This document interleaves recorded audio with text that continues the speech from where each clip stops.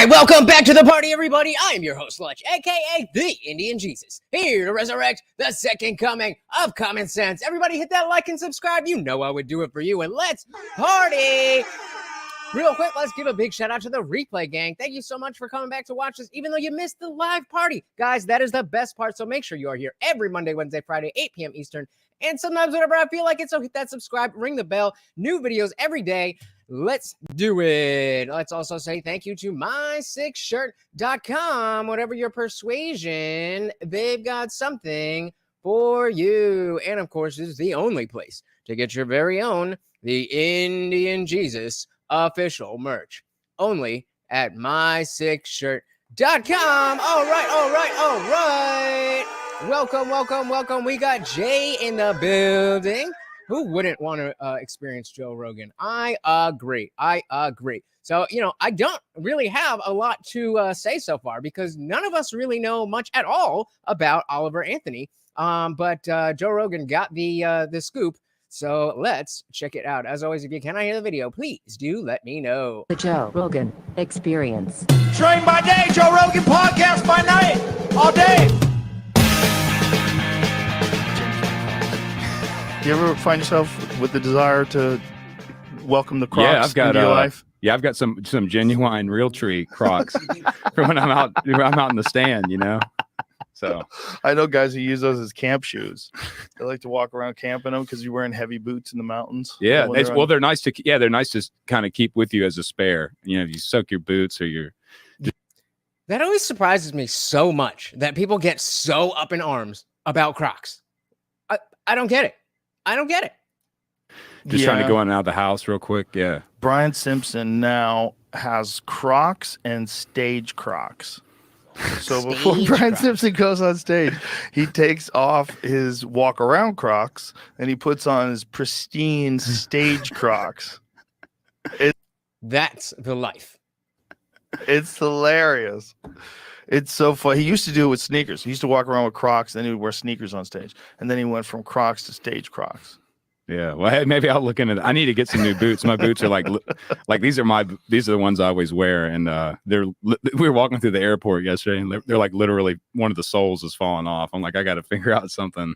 You got to get them resold, man. They're authentic. Yeah, these are my genuine. You earned them. People pay for those. I've thought about it. I was joking with my buddy the other day. I went and changed my oil at his house before we drove to North Carolina, and I left the empty jug or the dirty oil sitting in his garage, and I was like, I'll get it, whatever. He said, no, man. He said, I'm selling that on eBay. Whoa. Jay says, wait, is this the guy who was trying to convince Joe about letting your child transition? I sure hope not. This is the Men North of Richmond guy.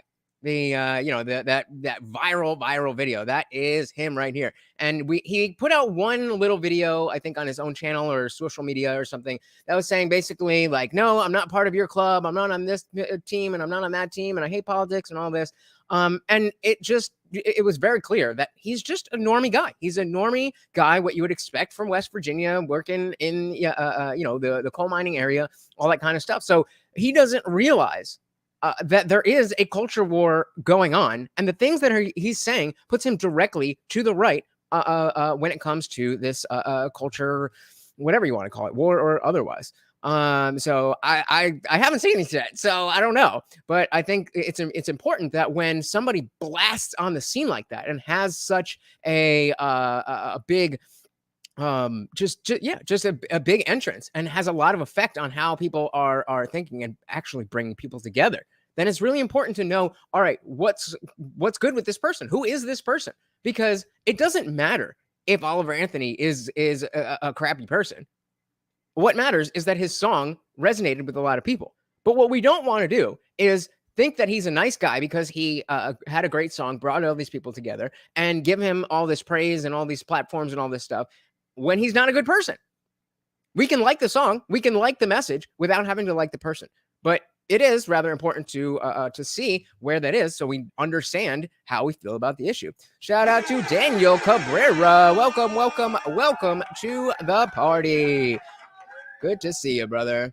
Must be thinking of someone else then. Okay, I would be very surprised with a line in his song like look out for miners and not just miners on an island somewhere. I would assume that this would not be his position, but I really don't know. Jay said thoughts on Rona season 2. Wonder what the DLCs will get, aka the variants. Well, I mean, I don't know how easily they think it's gonna, go down if they try to bring the lockdowns back and stuff. And I'd like to think that fool me once, shame on me. Fool me twice, shame on you. I'd like to think that most people are like, oh, okay, we did that already, and that wasn't good at all for anybody. But you really don't know. You really don't know. So those of us who understand that this is what's going on, we absolutely have to be at the forefront and, not comply with anything that is unjust, unscientific, or otherwise. That's Oliver Anthony's authentic used motor oil out of his truck. Probably get $20 for that. Yeah, there's a lot of people that definitely would buy that. But what I mean, people buy used clothes because they want Belle Delphine. Come on. I know there's one of you out there who tried to get her bathwater. I know one of you did. They want to wear clothes that look like, they have character. It drives me crazy. When I see people with pants that are shredded all over the place, like your knees are exposed. Yeah, well, see, the pro tip I have for that is just go to Goodwill. You can get real used clothes. Hey, you want to be wacky by wearing wacky clothes? Yeah. Go for it.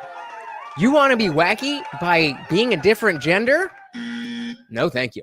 If wacky clothes is all we're talking about, then we've got a lot better society than we do right now.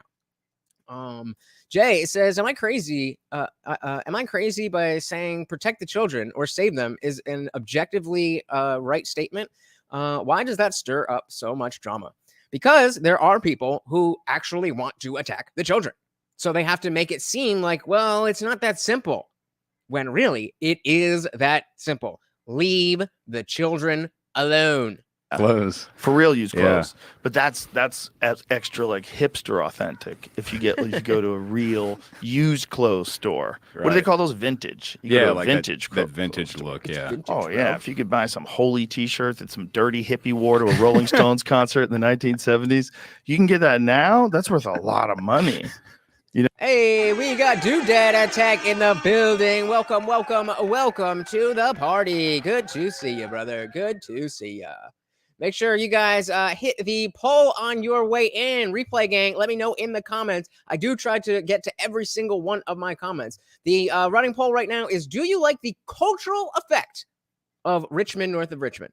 Do you like the cultural effect? Whether you like the song, whether you like the lyrics, do you like the cultural effect? Yes or no? Let me know in the comments below. And if you want to let me know why, that would probably lead to a better conversation between the two of us. If he died of a heroin overdose and he kept the fucking t-shirt at his mom's house, and she decides to sell it, that's worth a lot of money. I've tried to hold on to things that I think I could sell down the road. Like I've still got I've got the strings that I recorded Richmond North of Richmond on my guitar. I almost threw them away. I was like, oh, hold on a second. You could definitely and sell hard those. Times. I mean, I was joking about the Belle Delphine thing, and obviously, I don't want to use his used Crocs or his motor oil, but those used strings, that would be interesting. That would be interesting, especially depending on where this is going to go. If you say, oh, I bought that 2 weeks after that song came out, it could be worth some money. Yeah, I may have definitely to sell those. But that would be like an honest sale. People can't say, "Oh, he's a sellout." yeah. I'm just selling junk I have. Actually, I'm considering selling my truck. Just if any, I don't know. I think we talked about this once before, but if somebody, it's worthless to me. It's got 325,000 miles on it in a salvage title, and I still daily drive it. But I thought, man, if I could sell this and somebody pay 50 grand for it or whatever and send it towards a charity, like it'd be pretty slick to do. It has a salvage title? It does, yeah. What happened? Did you buy it when it was already well, now it's a 2007 Suburban. I paid a couple grand for it years ago. And then thank you for stopping by, Jay. Much appreciated. You have a good one. And then just here recently I had to have it towed. It broke down, and the rollback driver, I guess, I don't know if he was under the influence or something or what, but he unhooked all the chains off and then tilted the bed back. Oh, so the whole truck rolled right off the back of the rollback. Oh, no. And it totaled the truck out. It bent a bunch of stuff under the drive shaft and the front of the frame and all. And of course, I'm sitting there trying to figure out what to do with my truck. And here comes all the police. And they're like, oh, is that really you? Let's get it. so here I am. I'm on the phone with my insurance company. And then all these guys are coming up trying to take selfies with me and stuff. You get a free pass out of everything. And when you get to that overnight sensation, it's different. It's different than, being a regular, even an A-list celebrity, because there's what's the word? There's I don't know, but just an immediacy to the like, oh, I got that right. Just like I was saying with the guitar strings, like, oh, I bought these 2 weeks after I got this, because especially when you don't know what's going to happen with him. Is he going to be a famous musician? Is he going to go into politics? Is he going to get his own show? Is he going to, be, whatever he's going to be doing? We don't know yet.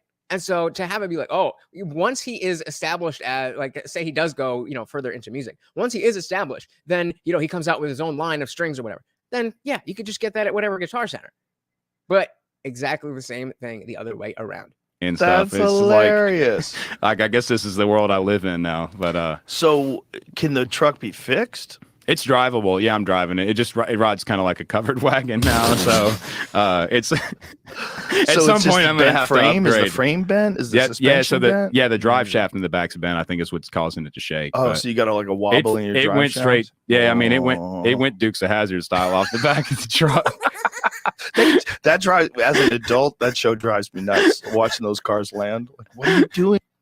Where am I? That again, there you go. That's the kind of stuff. I mean, look at the thumbnail. So, shout out to whoever came up with this picture, but they spent a lot of time on that beard. So I'm with you. What are you doing to those cars? Well, hey, this one can do it. So yeah, sort of. Shout out to Little Toes. Welcome to the party, brother. Good to see ya. Maybe I'll donate it to Whistling Diesel and just let him kill it. I don't know. It'd be pretty slick, but well, you could do that. Or if someone is listening to this and they want to do something cool and they got the cheddar, buy it from you and then send it to Roadster Shop and have them put like a badass suspension in it. All right, guys, if we get enough super chats, we're buying Oliver Anthony's truck. Let's go.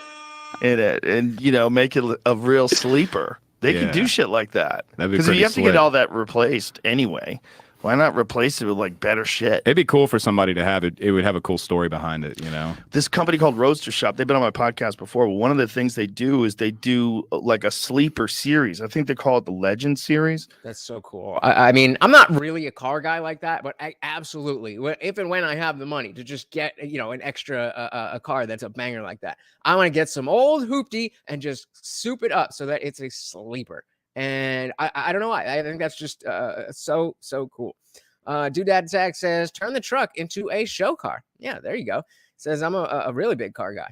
A lot of people are. I know about cars in general. I'm just not necessarily like I don't know little details. I can't fix anything, but I'm a dude. Cars are cool.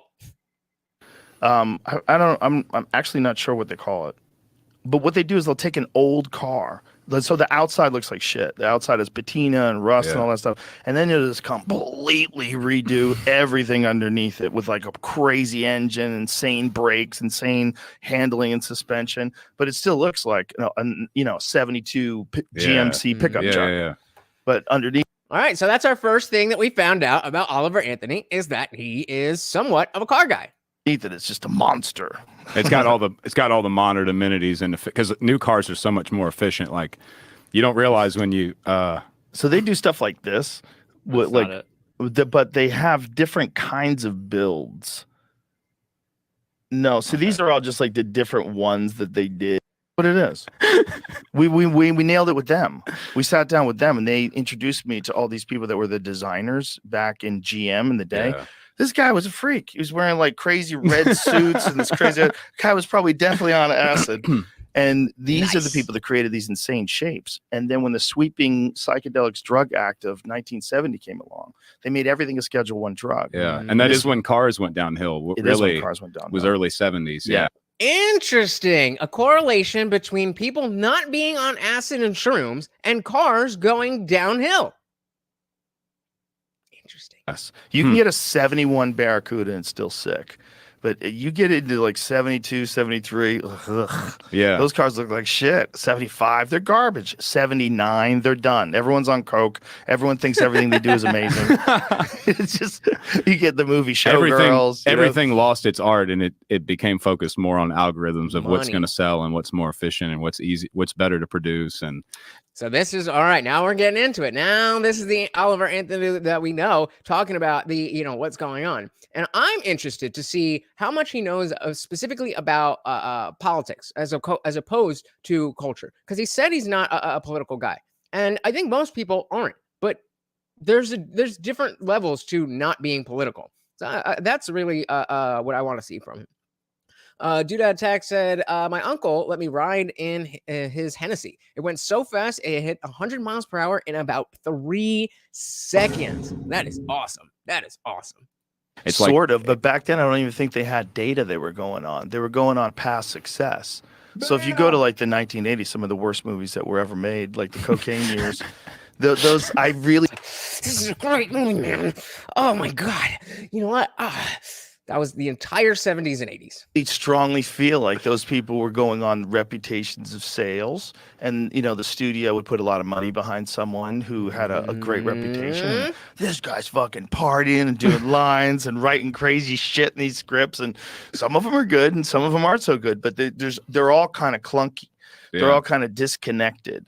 That like a true masterpiece of a movie isn't, like Taxi Driver. Like you go back and watch Taxi Driver, that's a masterpiece of a movie. It's so connected. You're connected to all the action. It's like you're on the edge of your seat. It's wild. The acting's insane. Even Jodie Foster as a kid is insane in it. It's so good.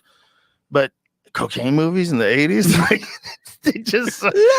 they were nuts, man. They didn't go on algorithms. I think they just went on what they thought people wanted.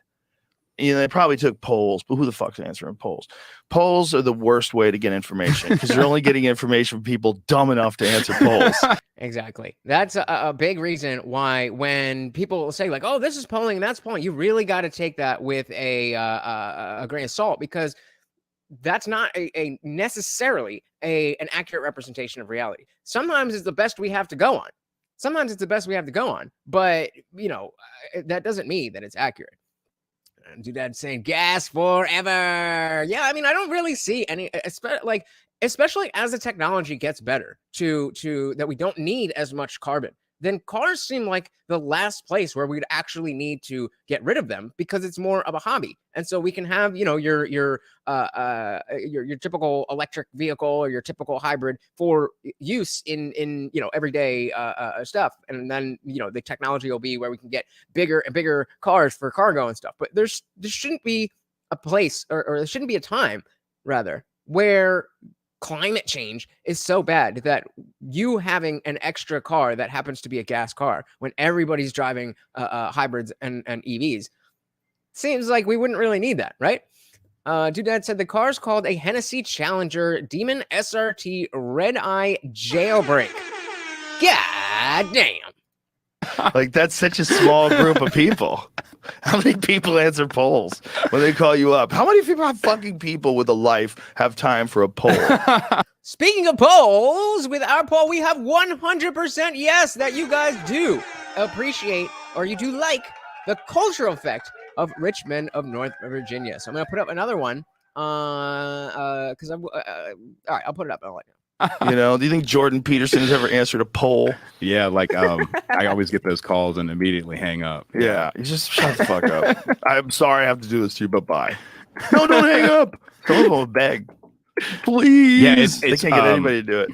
Yeah, it's fascinating to see throughout history times when people were able to really connect with other humans, like on that, like whether it's through movie or film or cars or whatever. It's like maybe it was the psychedelics or whatever, I don't know, but there was a huge disconnect, it seemed like, after the 70s with all that. Things kind of went off. And it's interesting even now, like I see a lot of the new movies coming out, they're all just sort of remakes of, they're like a reconceptualization of something that's happened 15 years ago. There's not a lot of like new stuff out there for people to connect with. Yeah, Matt Damon. And that goes for, the music as well. That's why his song got so popular, because it was authentic. It was genuine. And even though, you look it up, it's the same 4 chords as every other country and rock song ever. Literally, it's E minor, C, G, D. If you know anything about music, you know anything about those are the most basic chords in rock and roll and country music. But he did something with it. You could tell that the heart was there. The book, it was written on a cook bench for sure. But yeah, I mean it's the authenticity, and so exactly what he's talking about in movies. I wonder how much he actually understands relates to him as well. Did this conversation about why it's so much more difficult to make movies now. There's no DVD sales anymore, and it was very interesting. And it kind of makes sense. I think it's really hard to finance those fucking things, and you want a guaranteed success. What's a guaranteed success? You need a superhero. People like superheroes, and people do like superheroes. Trans, even better. You can figure out a way to make it every ethnicity inside the group of superheroes that are there. Perfect. Now we're good. Yeah. Now we need to see. She's a mixed race, transabled, transgender, non-binary, gender fluid, poverty-stricken. Just get them all in one person. GI, we need aliens. There you go. This episode is brought to you by ZipRecruiter. If you own a business or are in charge of hire, explosion. And I know people like that are very God damn it. conversation, but also overwhelmingly negative. Hold on. Watching a CGI transformation, your brain knows it's bullshit. For whatever reason, you're better off having it look fake but be a real thing, like John Carpenter's The Thing. You're better off with that than you are with CGI. For whatever reason, CGI. I mean, I think we just have there seen. It is. There it is. This is behind us. Exactly. So every hero has to fit every single category. Otherwise, you're a bigot. Otherwise, you're right wing. Ex-woman. Scenes footage I was going to show you. Oh, wow. That was pretty cool That's because cool. it still moves in a really interesting way. Yeah, but that's a physical thing moving. It's not a CGI. That does look exactly like the wolf in the lobby, doesn't it? Yeah, we were just talking about these practical effects with Daniel. We were doing a movie night watching RoboCop. I'd never seen it before. And just all these practical effects. And it doesn't look real, but it looks authentic. Shout out to Indie Film. Welcome to the party. You better be joking, bro. You better be joking. Welcome to the party. No. So, but back then they couldn't even get the thing to close its mouth. Look how sick that is. That's awesome. Imagine if you're in a subway and you see that fucking thing turning a corner. Oh my God. That scene was amazing. Where the poor guy was stuck in the subway and he was running from it. And then you see it at the bottom of the escalator stairs. That's interesting. So Daniel Huber says superheroes used to be modern myths used to impart morals for the most part. And, obviously being the case, if you remember Captain America's first thing was him punching Hitler in the mouth. And that was before America was even in the war. And I'm wondering, we see so much wokeness taking over the superheroes like the MCU and all that stuff. It would be amazing to be able to use these characters in a way that's not necessarily ultra based, but to impart the morals that we once all agreed upon. Interesting. Thank you, Daniel. That's like just those quick glimpses of a thing like that is so much more terrifying than some long CGI'd up monster killing someone scene. Like the American Werewolf in London was just a masterpiece. Landis just nailed it. It was the perfect horror movie, and it was funny. It's like there's funny moments in it. Yeah, that's cool when you can add you can get humor in there too. Yeah, that kind of reminds me of my dog when I don't give him table scraps. He's got that terrible face like that. I know that. You know exactly how Morty is a food monster. Don't forget, every single donation or super chat comes with a treat for Morty here. He's chilling with me right on my lap. That thing was amazing. Yeah, but it's just the difference between digital and real. And you're going to have to deal with that soon because I guarantee you there's going to be some people that are making some CGI there already out there. Oh yeah, I'm sure. What is that? I'm sure there are. Yeah, I haven't kept up with a lot just because you know, I'm doing so anything social media related right now, or any internet presence I have right now is coming from me off the phone, just like before everything blew up. So I haven't. Yeah, so that's what I was referring to before. That really all we've seen from him, in terms of aside from the other music that he has on that radio WV or whatever it is, he hasn't really addressed the effect that he's had. He put the song out, and then all he said is that, you know, after they played it at the Republican primary debates, he was just like, "What? This is about you guys," and that's it. Invested the time to like look at everything circulating, but people like friends and family have sent me stuff, and some of it's pretty funny, but you know, they've got all these different AI remixes of the song with different voices and overlaid different faces and all, and it's funny to see where it's going to go. You know? Who would you want to see singing Richmond North of Richmond in the video? Put a name in the chat. Replay gang in the comments. You know, that is funny. Yeah, you're gonna have to deal with that. My daughter sent me some advertisement. She goes, "Did you do this advertisement?" I'm like, "Nope, nope, that's not really my voice." I see those all the time, where it's just, you know, they can take this kind of shot, and they'll have him kind of talking where the mic is more in front of his face, and you can use AI to have his voice. They have probably close to 100,000 hours of his voice, if not more, between the podcast, other podcasts, the UFC. I mean, think about every UFC card is like 7 hours long. So, I mean, you know, I mean, that's crazy. Dude said he'd want to see Trump singing. That's the easy one. That would be fun, but that would be an easy one. An unwanted saying Vivek, he's already got Eminem's song. Did you hear that Eminem, our boy Eminem, went after Vivek? He sent him a cease and desist letter for singing Lose Yourself on the campaign. Like, bruh, come on. Loser. Why? You used to be cool. Daniel says the premise of comic books being modern day myths as morality tales is actually the reason why we have pop culture classes today. Interesting.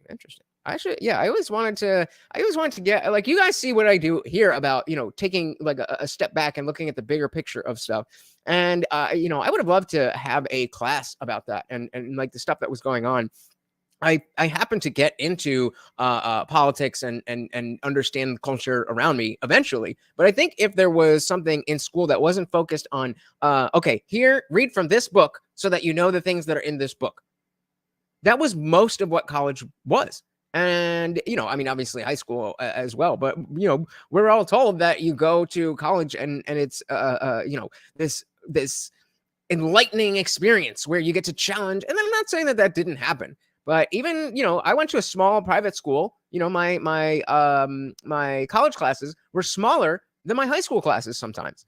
And it still was just like, you know, I don't know. College is a scam. Unwanted Foe said Eminem can F off. It was just some fun at a festival. Yeah, it was just what the Iowa State Fair, I think. Some shady's better anyway. I mean, yeah, obviously it's better. That's not the point. Come on, man. And like the day after the day after things blew up, one of the towing companies had an ad on Facebook that had it wasn't really me, but it was a red beard and like the side profile of sunglasses looking out the window. I'm like, okay, how dare you? I guess I've made it anyway. That's when I realized like people are already ripping things off. And what's crazy is like every shirt that I've worn anywhere in public, there's there's a organization that I'm not like officially related to or in any way have done anything with, but it's a friend of a friend in the neighborhood. It's called Nets with Vets, and they take out veterans with PTSD and let them go deep sea fishing. And so he asked me, shout out to shit, I forgot what he said. What did he say? Deep Nets with Vets with Nets. Shout out to Nets with Vets. There we go. Last minute just to wear his shirt at one of the concerts. And do you know now there's like 1,500 listings online for counterfeit Nets with Vets shirts? And so the organization reached out like, hey, are you like making shirts ripping us off? So that's really interesting. This is exactly what I'm saying, that he has to realize that whether he wants to be political, whether he likes politics, you're in it now. You're in it now. and you're in some ways driving the whole thing.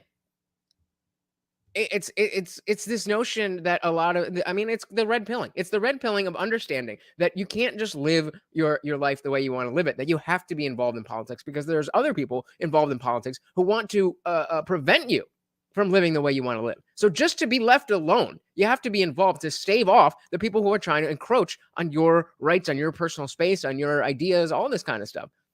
And I think he's slowly realizing that he's in it. And if you're in it, you should be in it to win it. It's like, it's not me.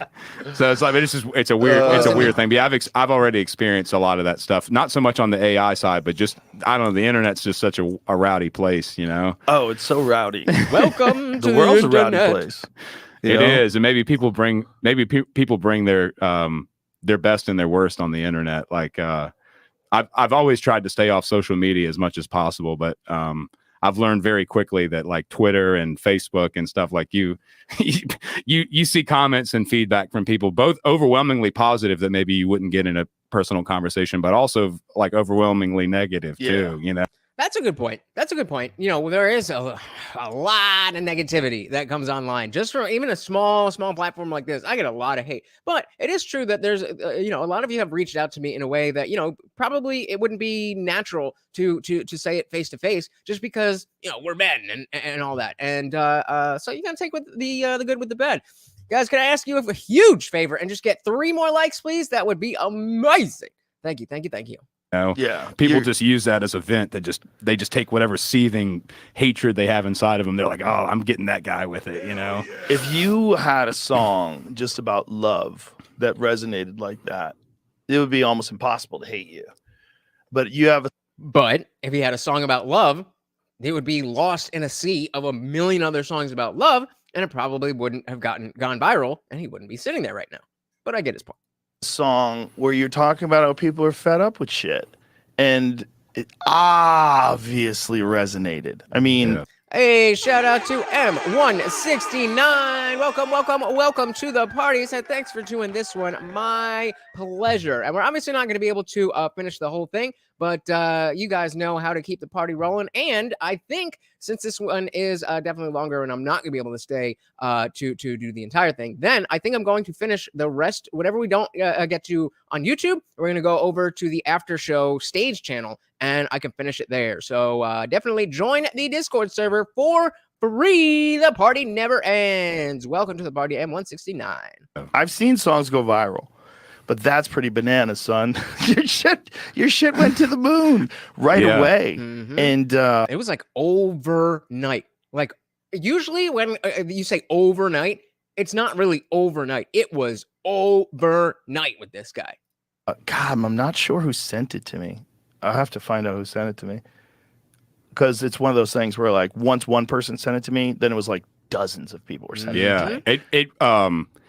It's funny because originally that song wasn't really even in my top 5. Like it's not normally the type of song. I've written songs with similar messages, but as far as that sort of like, I guess anthem format is what people are calling it. It's like an anthem. Like that's such a common thing. That's such a common thing for artists. The song that goes viral, or the big single, they're like, I don't really like that song. I like the deep cut. That's such an interesting thing. And that tells me that he really is, a musician at heart. That's not something I would normally write, but it's an unlikely anthem. Yeah, insane times. It would be an unlikely anthem. Yeah, I had no idea that song would react the way it did. Well, you're a smart guy, and it's representative of how a lot of people feel. Hey, shout out to the Camcast. Welcome to the party. Said dude makes one song and get hosted by the top podcast in the world. Jesus Christ. Yeah, man. I mean, don't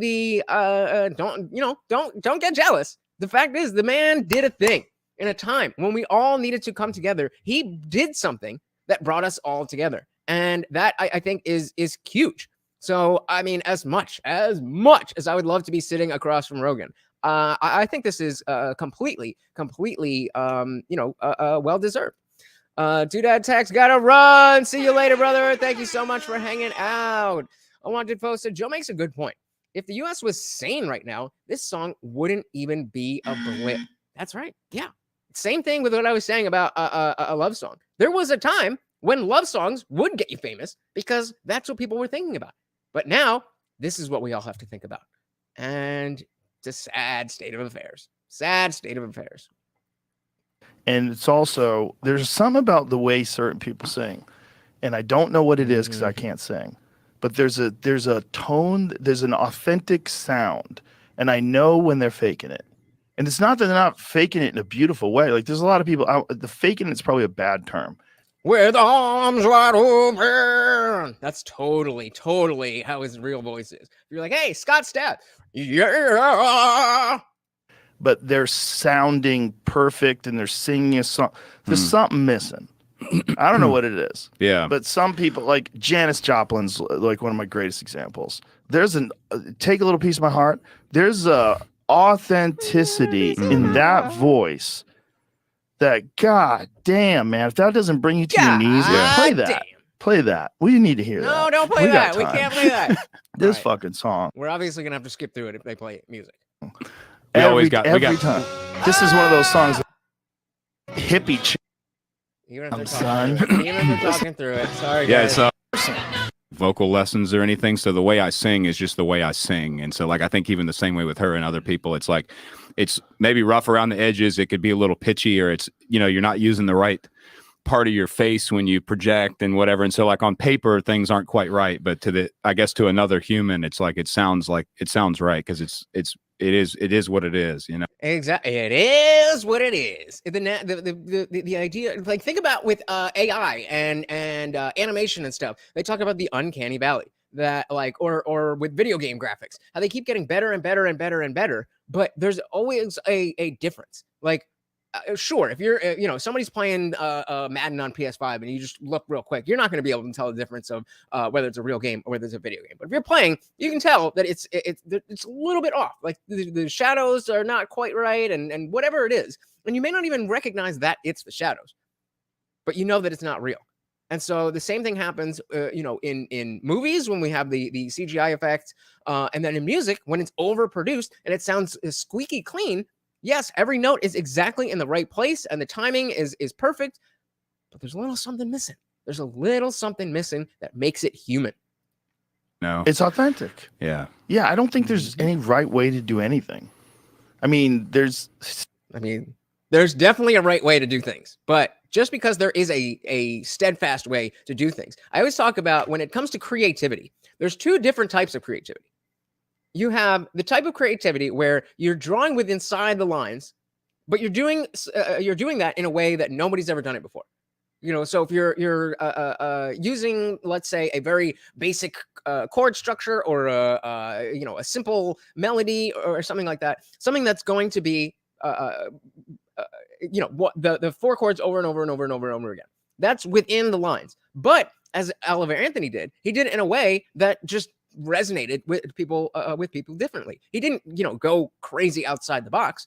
But that's the other type of creativity, is when the lines are here and you're all over the place and you make it work going outside the lines. And so it's two different types of creativity, but that's always how I've thought about it. And there's a great respect for both different types, but they are very, very, very, very different, especially in music. It can get wild, like some avant-garde stuff that's just straight up noise. It's outside of the box. And maybe to me personally, maybe to my ears, maybe to your ears, we're not enjoying it, but there is a talent behind what's going on. The difference is with the other type of creativity, it's usually more palatable. But because you're trying to make something palatable, because you're trying to make something that, again, fits within the lines, within people's natural understanding of what music is, what a song is, what a movie is, whatever, then by doing it differently in such a relatable and familiar way, it's very easy for people to enjoy it. It's like you see it in everything. There's a person who violates the 2 more likes, guys. Come on, please. Just 2 more likes. Thank you so much. Rules, and they're the best at it. and then the rules almost morph into whatever that is. Like, it's funny, like with music. Yeah, music has. That's true. The thing that's crazy outside of the lines, when it works, that creates a new part of considered what's inside the lines. When you do something like I can't think of an example, but let's just say, I'm a drummer. So let's talk about, using, I'm a metal kid. So let's talk about blast beats where you just do, you're just on one cymbal and the snare drum, and you're just, ba, ba, ba, ba, ba, ba, ba, ba, ba, ba, and it's just very aggressive and whatever. That was, not really the way that you're supposed to play drums. You're supposed to hold the melody or hold the rhythm with the cymbal and, on the 2 and the 4 and that kind of stuff. Then just doing it outside of the box is like, whoa, this is brand new. But then it becomes now, okay, this is a thing to do. Same thing happens in sports where, the first time anybody did an alley-oop, that was way outside of the box of how anybody had played basketball before. But now that's part of the game. Hey, shout out to Guam Tech. Welcome to the party. And thank you for the like. Much appreciated. Welcome to the party. Says, I'm honestly not a fan of the blast beats. I think it went too far, but if used properly, it can be a good accent to a song. It could give you a nice little, but when it's the whole song, yeah, I'm right there with you. I don't think we're going to get that from Oliver Anthony though, but let's see. Country in particular, but music in general has gotten way too wrapped up in like this algorithm of how many beats per minute it needs to have and how many verses and how they need to be layered. And it's like they've almost created this sort of like industry standard, like OSHA rule book of how music needs to be performed. And so like you can only do that so many thousands of times before people. I mean, it's just that's why they use the word formulaic, because it's like there's a formula. You do this verse in this key and that sound. And there was what was it? There was a lot of songs in the, I want to say early 2010s that had like a ooh type of thing, or yeah, or something like that. And you would hear in all the different radio tracks, they would all have something along those lines because it was something that they found people like, and you add it into the formula. People are like, okay, what else is there? Well, people like that too. That's the thing. There's a lot of damn people. There's a lot of people. Mm-hmm. The problem, I think, with a lot of people is they want you to like what they like. And if you don't like what they like, what you like sucks. It's what? You don't like blast beats, Guam Tech? You're a loser. It's funny like that, man. We're so tribal. We are tribal with our cell phones. We're an Android or PC. Android we're all about people brands. have to stick Android all day. Let's go. Together. It's like we're so weird. Mm-hmm. We're so weird. But we're like that with our musical taste. We're like that with our cultural sensitivities or our cultural sensibilities, rather. Yeah, exactly. That's something like that. I don't remember exactly what it is. Let's see if we can find something real quick on this. The millennial. Ooh, okay. Maybe this is it. Let's see. All right. Well, I don't have anything on it. I can't find anything right, but all of these songs have something like that. And obviously we can't listen to any music, but you guys get the point. But yeah, exactly. That's what I'm talking about. When they find something that fits, then they add it to the formula. And then what once was creative and unique and authentic now becomes formulaic and boxy, and it doesn't have that edge, which I guess would be the opposite of boxy, but you know what I mean. The way we feel about life and how life should be, we want everybody to kind of think along the ways that we think. Mm-hmm. It's very strange. And when a person like yourself gets labeled a right-wing, left-wing fanatic, like right out of the gate, both in like a week and a half, then yeah, at least I know I'm doing something right. Like to me, facts. The only way I know that I'm doing things right is the Christians hate me and the liberals hate me. So I know I'm doing something right. Yeah, they're looking for your Biden campaign contributions now. They're going through your fucking taxes. The whole thing is so bonkers, man. Like, can't they just accept that you made a great song and people enjoy it? Yeah. Why did? No, they can't. Because everything is tribal, and everything has been claimed. What is going on here? Everything has been claimed by one side or the other of the culture war, and that's kind of what I meant when I said that he doesn't really realize that he's part of the culture war just by existing, just by making that song. By default you have these opinions, and whatever those opinions are, if you do anything to back those up, which is a good thing, you're staking your spot on, you know, right or left of center, and there is no such thing as center anymore. It's just the right and the left. It's the good and the bad. It's the, and you know, whichever one you think you're on is the good, obviously. Glomtech said, I've fallen off hard on American music as of late. Super into a lot of Japanese stuff lately. They're the kings of pop culture, and they really take everything to the next level. What kind of just like Japanese pop, Japanese metal? What kind of what are we talking about? Does it have, you know, why do people have to attack Well, I think it's just for whatever reason I'm the subject matter the last couple weeks, and you know, in everyone's defense, I probably haven't. I've waited for this opportunity, I guess, to really have a real conversation with somebody about whatever it is I am. So people are just, and that's why we are here. Thank you so much for the likes, guys. Trying to find who's this Oliver Anthony guy, and what is he, and where does he work, and who did he vote for, and what's his family like, and yada, because they want to sort of build this image of whatever it is that the person behind the song represents, for better or for worse. Right. The people who agree with it want to, you know, I don't know. It's really funny to watch on my end. I think the you know, as I said earlier, that there are definitely some people who want to know that stuff so that they can decide whether or not they're going to like the song. And I trust that most of us here are you know, critically and free thinking enough to say I either like the song or I don't like the song, regardless of who he is. But again, because of the culture war, because of how important these types of things are, and who you ride for and who you stand for and whatever, because that's so important, then we want to know, like, okay, do we really want to be, you know, maybe he's got some skeletons in his closet. Like Jay asked in the beginning, he mixed it up with somebody. What did he say? He's like, wait, is this the guy who's trying to convince Joe about letting your child transition? I was like, I sure hope not. I sure hope not. But that's exactly why we want to see this conversation, because if he is that guy, then yeah, I can still enjoy the song, but I'm certainly not going to be sharing it. I'm certainly not going to be you know, talking about how great he is or anything. And it's important to know, because obviously I know what's true and what's not, and so like just even what I've skimmed through of people sending me like like singing at the Super Bowl, like how many people have formed an opinion about whether or not I should be paid to sing at the Super Bowl. Like I think we found our new poll. I'm not singing at the Super Bowl. That's just somebody made up.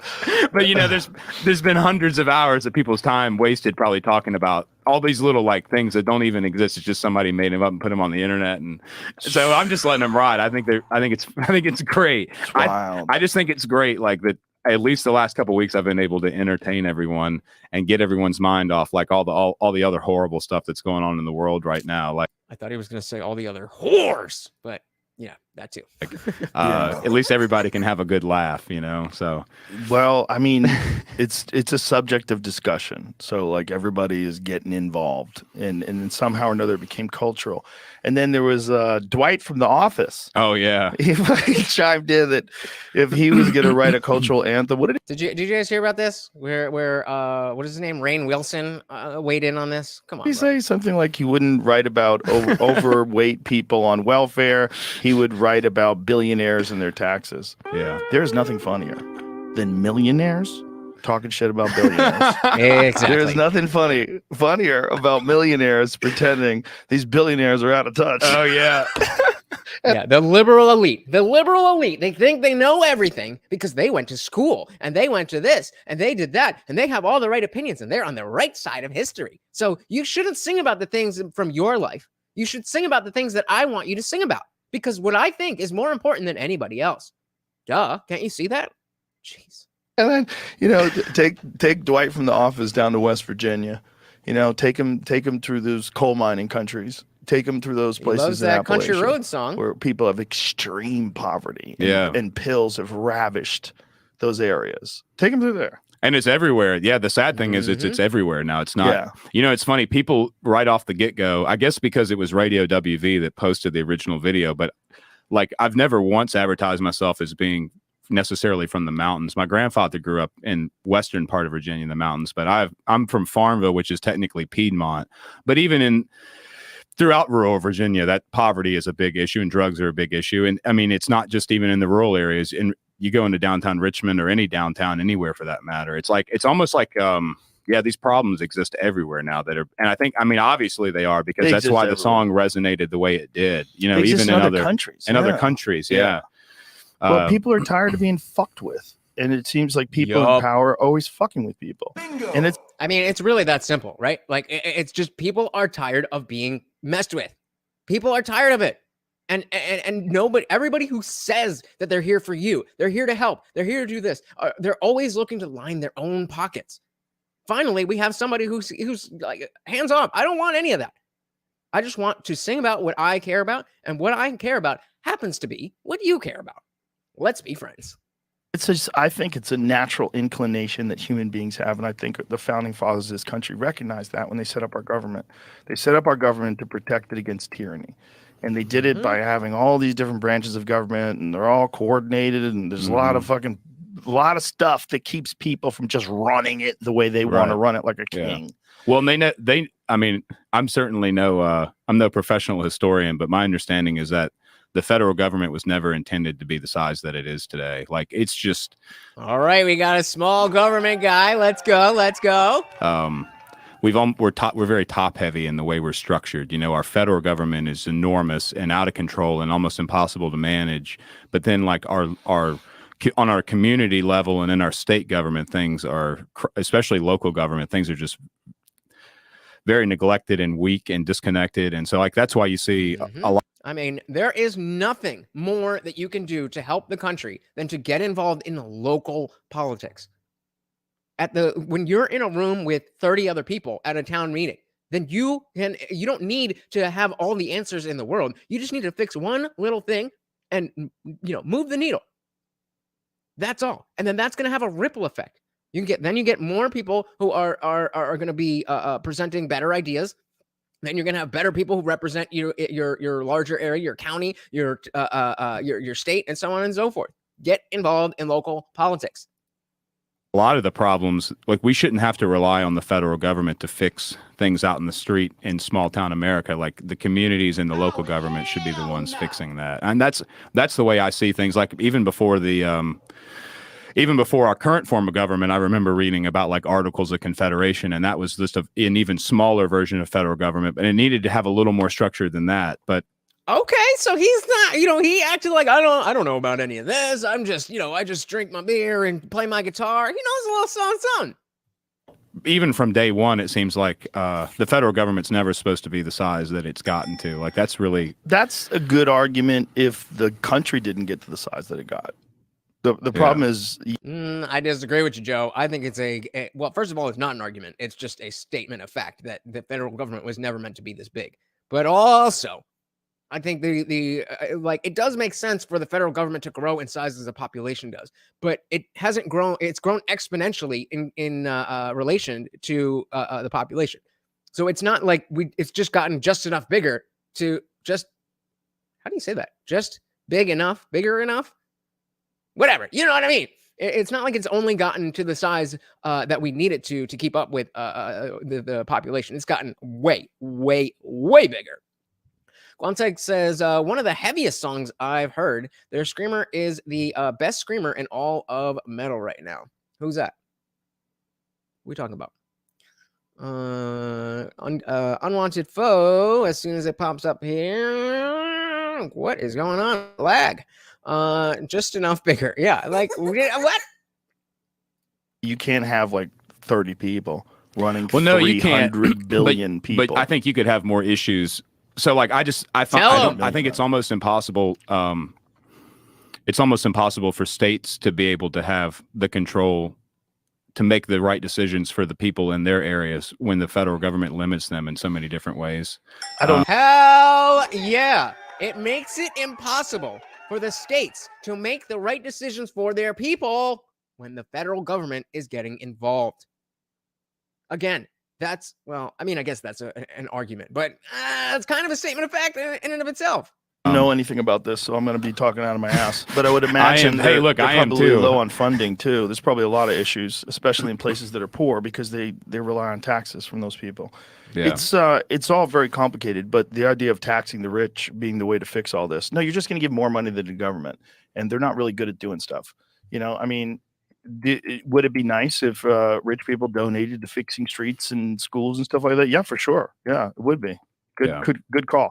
Also, fat people shouldn't be buying fucking fudge rounds with food stamps. Yeah, that's a fact. That's a fact. Also, that's not good. Yeah, and that's a funny. But also, that's a conversation that sort of got blown multiple ways. And really, I like to let a song be left up to the interpretation of the listener. But even with that, it's like, yeah, I would love to write a song about, like, I always thought it was funny to, like, when GM got bailed out of the recession after they made all these terrible. Before he goes down to that, it's talking about a song left open to interpretation. Like, you were pretty straightforward in that song, bro, and worked out pretty well for you. So maybe, a little bit of this, a little bit of that. Balance is in all things, right? Balance in all things. Terrible decisions. Like, I never understood why I've never understood corporate welfare either to much of an extent. So I do understand the people making that argument. Well, the corporate welfare argument is you're going to lose a shitload of jobs. You can preserve those jobs, give those people a loan, they build back up, then they repay the loan. That's what they did, though. Yeah. So there's actually some benefit to that. So it keeps American jobs, and it also keeps one of the most iconic American car manufacturers in business. It's good for everybody. Yeah, I think it's a good. And why did they go out of business? Obviously, a multitude of things, but government regulation was a big part of that conversation to have. Like, it is like what gets bailed out and what doesn't. And why? Yeah. Yeah, but ultimately, I do see a lot of people that aren't taken care of. Yeah. And so the most used business that didn't get taken care of during the crash? The most used business that didn't get taken care of during the crash. What could that possibly be? Give me some guesses in the chat. Where is he going with this? College football fans, are you ready for week 1? DraftKings Sportsbook is... This episode's the porn business. The porn business got wrecked. They got wrecked because they used to rely on DVD sales, and then internet pirating came along, and they lost everything. Well, now OF is around for any of you dumb enough to pay for what you can get for free. And meanwhile, these politicians are probably whacking off every day to them. That's a big industry even today. Like, for sure. Yeah. For sure. Well, hey, for whatever they lost during the recession, they made it back during COVID, because that's my understanding. Everyone was doing that then. So I don't know how that works. Like, who's getting paid? I don't know how that works. I'm sure there's a lot of money in that business. Oh, there's a lot of money, but that doesn't mean that the OF creators are making that money. There's a few, just like in every industry, the people at the top are taking all the money, and then you're putting your whole viscous innards out there, as MTR would put it, your viscous innards out there for the world to see, never to be erased, and you got $5.99. Like, god damn. Indy Boom said any government has no business bailing out any private business. Nobody is too big to fail, including the government. Well said. Well said. I completely agree. I think that, obviously with the business that they do call too big to fail, yeah, it would cause a lot of economic strife and stuff. But by bailing out the specifically talking about the banks, all we do is kick the can down the road to make it a bigger problem then. So, and the bill comes due. The bill comes due eventually. One of our generations is going to have to deal with all the fuckery that's gone on in the last, 5, 6, 7 decades? Business. There's obviously a lot of eyeballs in that business. I believe it's 1/3 of internet traffic worldwide or something bonkers like that. Yeah. Isn't it something like that? 1/3. Let's find out it's all P Hub content. That's what's the percentage of, and everybody's like, I don't know where it's coming from. I mean, it's not me. I've never even seen one of these films. That stuff's terrible for people. Okay, now we got another position. Now we got another position from Oliver Anthony. He is very anti-P Hub content. All right.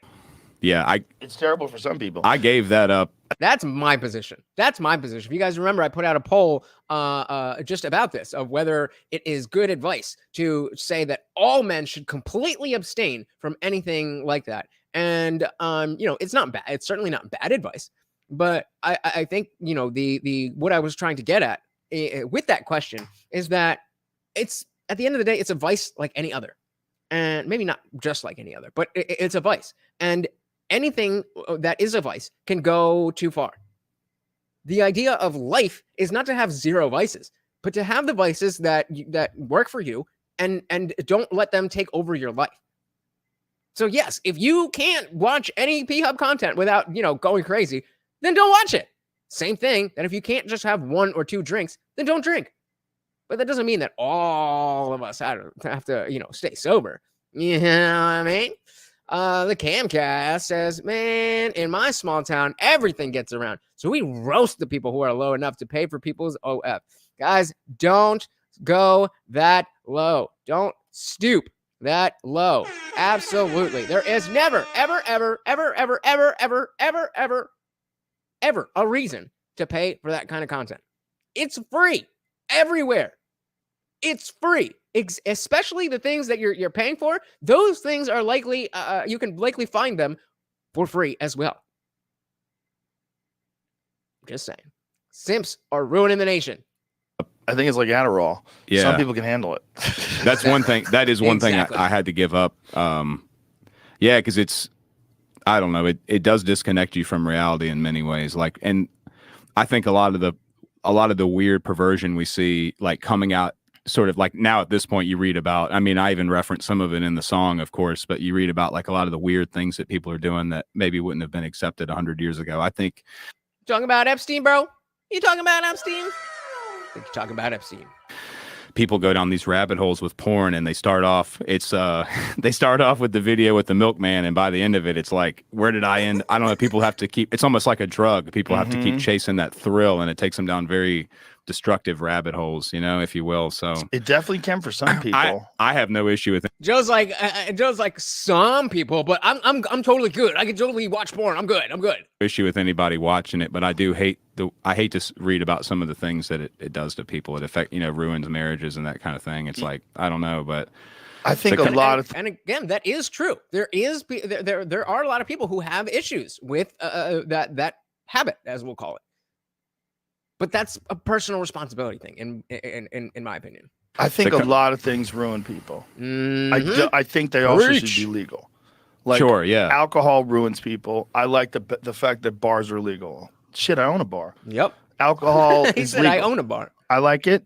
It's good. It's not good for everybody, though. Some people drink alcohol and they lose their fucking mind, and it's not good for them, whether it's genetically or whatever it is.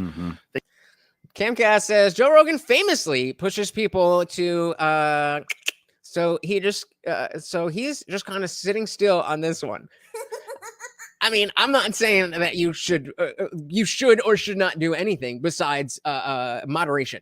Do whatever you're doing, do it in moderation. That's all. So, Joe, you do you. You do you. They can't have a drink. I like a drink. Yeah. And I support your right to do whatever you want. Like, what did I tell you? I think if cocaine was legal, the same amount of people would probably do it, and it would be real. You'd get pure cocaine. It'd probably be better. We'd probably have better music. Hell yeah, it would be better. Better music. If you're getting this fentanyl mixed shit and you're out of your fucking head, yeah, you're well, dying that's of the problem. overdoses. Like, yeah, I mean, gosh, yeah. Look at when the government bans something; it only makes it worse. So that's certainly not the answer. I'm not interested in Adderall. I'm interested in trying it once, but I'm not interested in like doing Adderall. I am interested. I'm lying. I'm interested because everybody loves it, but I'm scared. I am so glad. I am so glad that because for those of you who don't know, I was a drug addict from like age 21 to 23, 25, somewhere around there. I don't keep track, but I was into pills. I like painkillers. So I was a downer guy. I still am a downer guy. I like the downers. I like my weed. I'll have a couple drinks and chill out. I can't imagine with my personality if I enjoyed things like coke or meth or crack or Adderall or any of those things. I'd probably be dead. Because that stuff, it's so easy to just want more. And I mean, if you know, but if you don't have a drug problem, if you don't have a coke problem, be thankful. I know some people who are stuck in it. But I'm scared of it. The porn stats, you're right about. Joe, you should be scared of it. Porn stats, you're right about 30%, but this is the only one I find to be odd. In 2020, 16.5 years was the average age of first exposure to porn in the United States. 16 and a half. It's like I feel like that's kind of old. No? You wouldn't, you're 14, 16 and a half? You're telling me by your 16th birthday, you've never looked up anything? I don't know. Oh, man. you're a That's sophomore, because junior in high school. 90-year-old people are still alive, and they do it based on them. I first saw Okay. my girly movie when I was 20. Frank had a reel-to-reel camera in the basement. We all got there, and we had raincoats on, and I don't know. I think, I mean, you know, for when you put it like that, an average age, and then you have people who didn't see anything till, you know, like he's talking about. I guess that makes sense. But I think, you know, if we were to talk about I mean, yeah, that seems really old. When people have phones at 9 years old, okay, maybe that's not the first thing they're thinking about, but especially as this stuff is being shoved down people's throats and it's so closely adjacent, you know, what is deemed accessible is so closely adjacent to actual P-Hub stuff. I can't imagine that it is normal for a 10-year-old to not have seen any type of prawn or whatever we want to call it, P-Hub content. I like to call it P-Hub content. Daniel says, as a reformed meth addict, yes, you are correct. Yeah, man. There's, congrats on, you know, your recovery because that, I mean, I can't imagine. And like, it was terrible for me to be in the throes of addiction when I felt like I had some control over it. And I stopped doing drugs because I went broke. It wasn't because I had some come to Jesus moment where, you know, I was down in a gutter and I was like, I need to stop this. I can't live like this. I need to do better. I was just like, damn, I can only get gas enough to go to school and only buy from the dollar menu using coins. So I got to do something different. And I can imagine, I don't want to put words in your mouth or project or anything, but I can imagine that anybody who's on a drug like this, it's probably going to take something a little bit more significant. The Camcast says TikTok will expose them to that no matter the age. That's what I'm talking about. It's 16 and a half. Seems really, really old for that. That's what it is. It's like when you factor in infant mortality to the average age that people died during the Roman era. That's what it is. So you expect it to be lower than 16 and a half? Yeah. I mean, Yeah, it should be. Yeah. So then if that's correct, then what we would expect as the years go on, that the average age would go down, because while there is some 90-year-old guy who never saw anything until he was 22, and that you know, skews the age up. Or even, you know, let's say there's a bunch of older people who, you know, were virgins till they got married and they didn't do any of that. And so there's a bunch of people who it was age 30. And so that's bringing up the average. But as the years go by, then the new people are going to be increasingly younger and younger and younger and younger. So it would make sense to me that stat within 1 year would go down by, if not a full year, maybe even more. Unwanted Vo said probably freshman year of high school would be the latest now. So 13, 14. Yeah, exactly. How are you going to tell me that you're in high school and you've never looked at P-Hub? Like, come on, man. And 169 says, I'm glad it is as old as it is. Let children be children. Life goes by fast enough. You don't stop around and look around once in a while, you might just miss it. No, I mean, I agree with you. If that really is the stat, then that's good. That's a good thing that, you know, the children aren't being as corrupted as sometimes we think they might be. That's a good thing. But that does not at all mean that we can sit and rest on our laurels saying, and I'm not saying that you're saying this, I'm 169. But that doesn't mean that, you know, we've done it. We're good, because like I said, I expect by next year that stat to go down by at least a full year. Yeah, it should Teenagers. be. Yeah, it should be. Yeah. You give a kid a phone, Now, instantly they I know that was one thing that was interesting to me in Virginia. They just recently changed the law where I think you have to enter your driver's license to watch porn now. hilarious. Yeah. Now they know exactly who's watching. That's a new poll. All right. So 70% of you said that Oliver Anthony should sing at the Super Bowl. We got a new poll now. Would you watch P-Hub if you had to show ID? So I'm gonna go yes, no, and I don't watch anyway. Please. It's completely anonymous, so don't worry about it. Just be honest and let me know. Would you watch P Hub if you had to show ID? Like you would have to get your license and line it up and take a picture and send it to the website. Would you watch? Exactly who's watching porn. They want Well, that's good if you're watching some freak shit. If you're into, it's like, I don't know. You don't want to give the government the ability to spy on you. Yeah. I mean, I'll be honest. I'm into some vanilla ass shit. Like I'm not looking for anything crazy, but I'm not uploading my license to a site like that. I mean, no. Just don't. And you don't want to give, because the government is just humans. We like to think of the government as being some all-powerful, all-moral, all-ethical entity that controls us in a perfect and very robust and well-considered way. But all right, speak for yourself, liberal Joe over here, because that's certainly not how I think about the government. Too many people do, and I hear you, but not all of us. Not all of us, right? But that's not real. Yeah. The reality is it's human beings like you and like me and like Human Jamie. beings? People that get to dictate what other people can and can't do. Yeah. And that's where shit gets weird. Yeah, and a lot of people I think go into government with good intentions, but it's like anything else. I think you get in the mix. Absolute power corrupts absolutely. Get in the mix. It's like things change, and you have to go with the flow and sort of agree on things that maybe your heart doesn't necessarily agree with. And so that's why you see politicians constantly changing narratives depending on like the political climate. And so All right, now we're getting some more anti-politician talk from him. All right, I'm getting a little bit of a picture of who this guy really is. A little bit. it's kind of created this big disconnect between people like you and I and people like you and I that are in government, because they're not necessarily saying what they feel or what they think. They're like, interesting. This is a guy who 2 weeks ago was literally nobody, just like all of us, sitting at home, getting drunk, going to work, coming back, playing his guitar, hanging out with his dog. And now he's sitting across from Joe Rogan saying people like you and me, that we're the same. Why is that? Is it because he already has made enough money?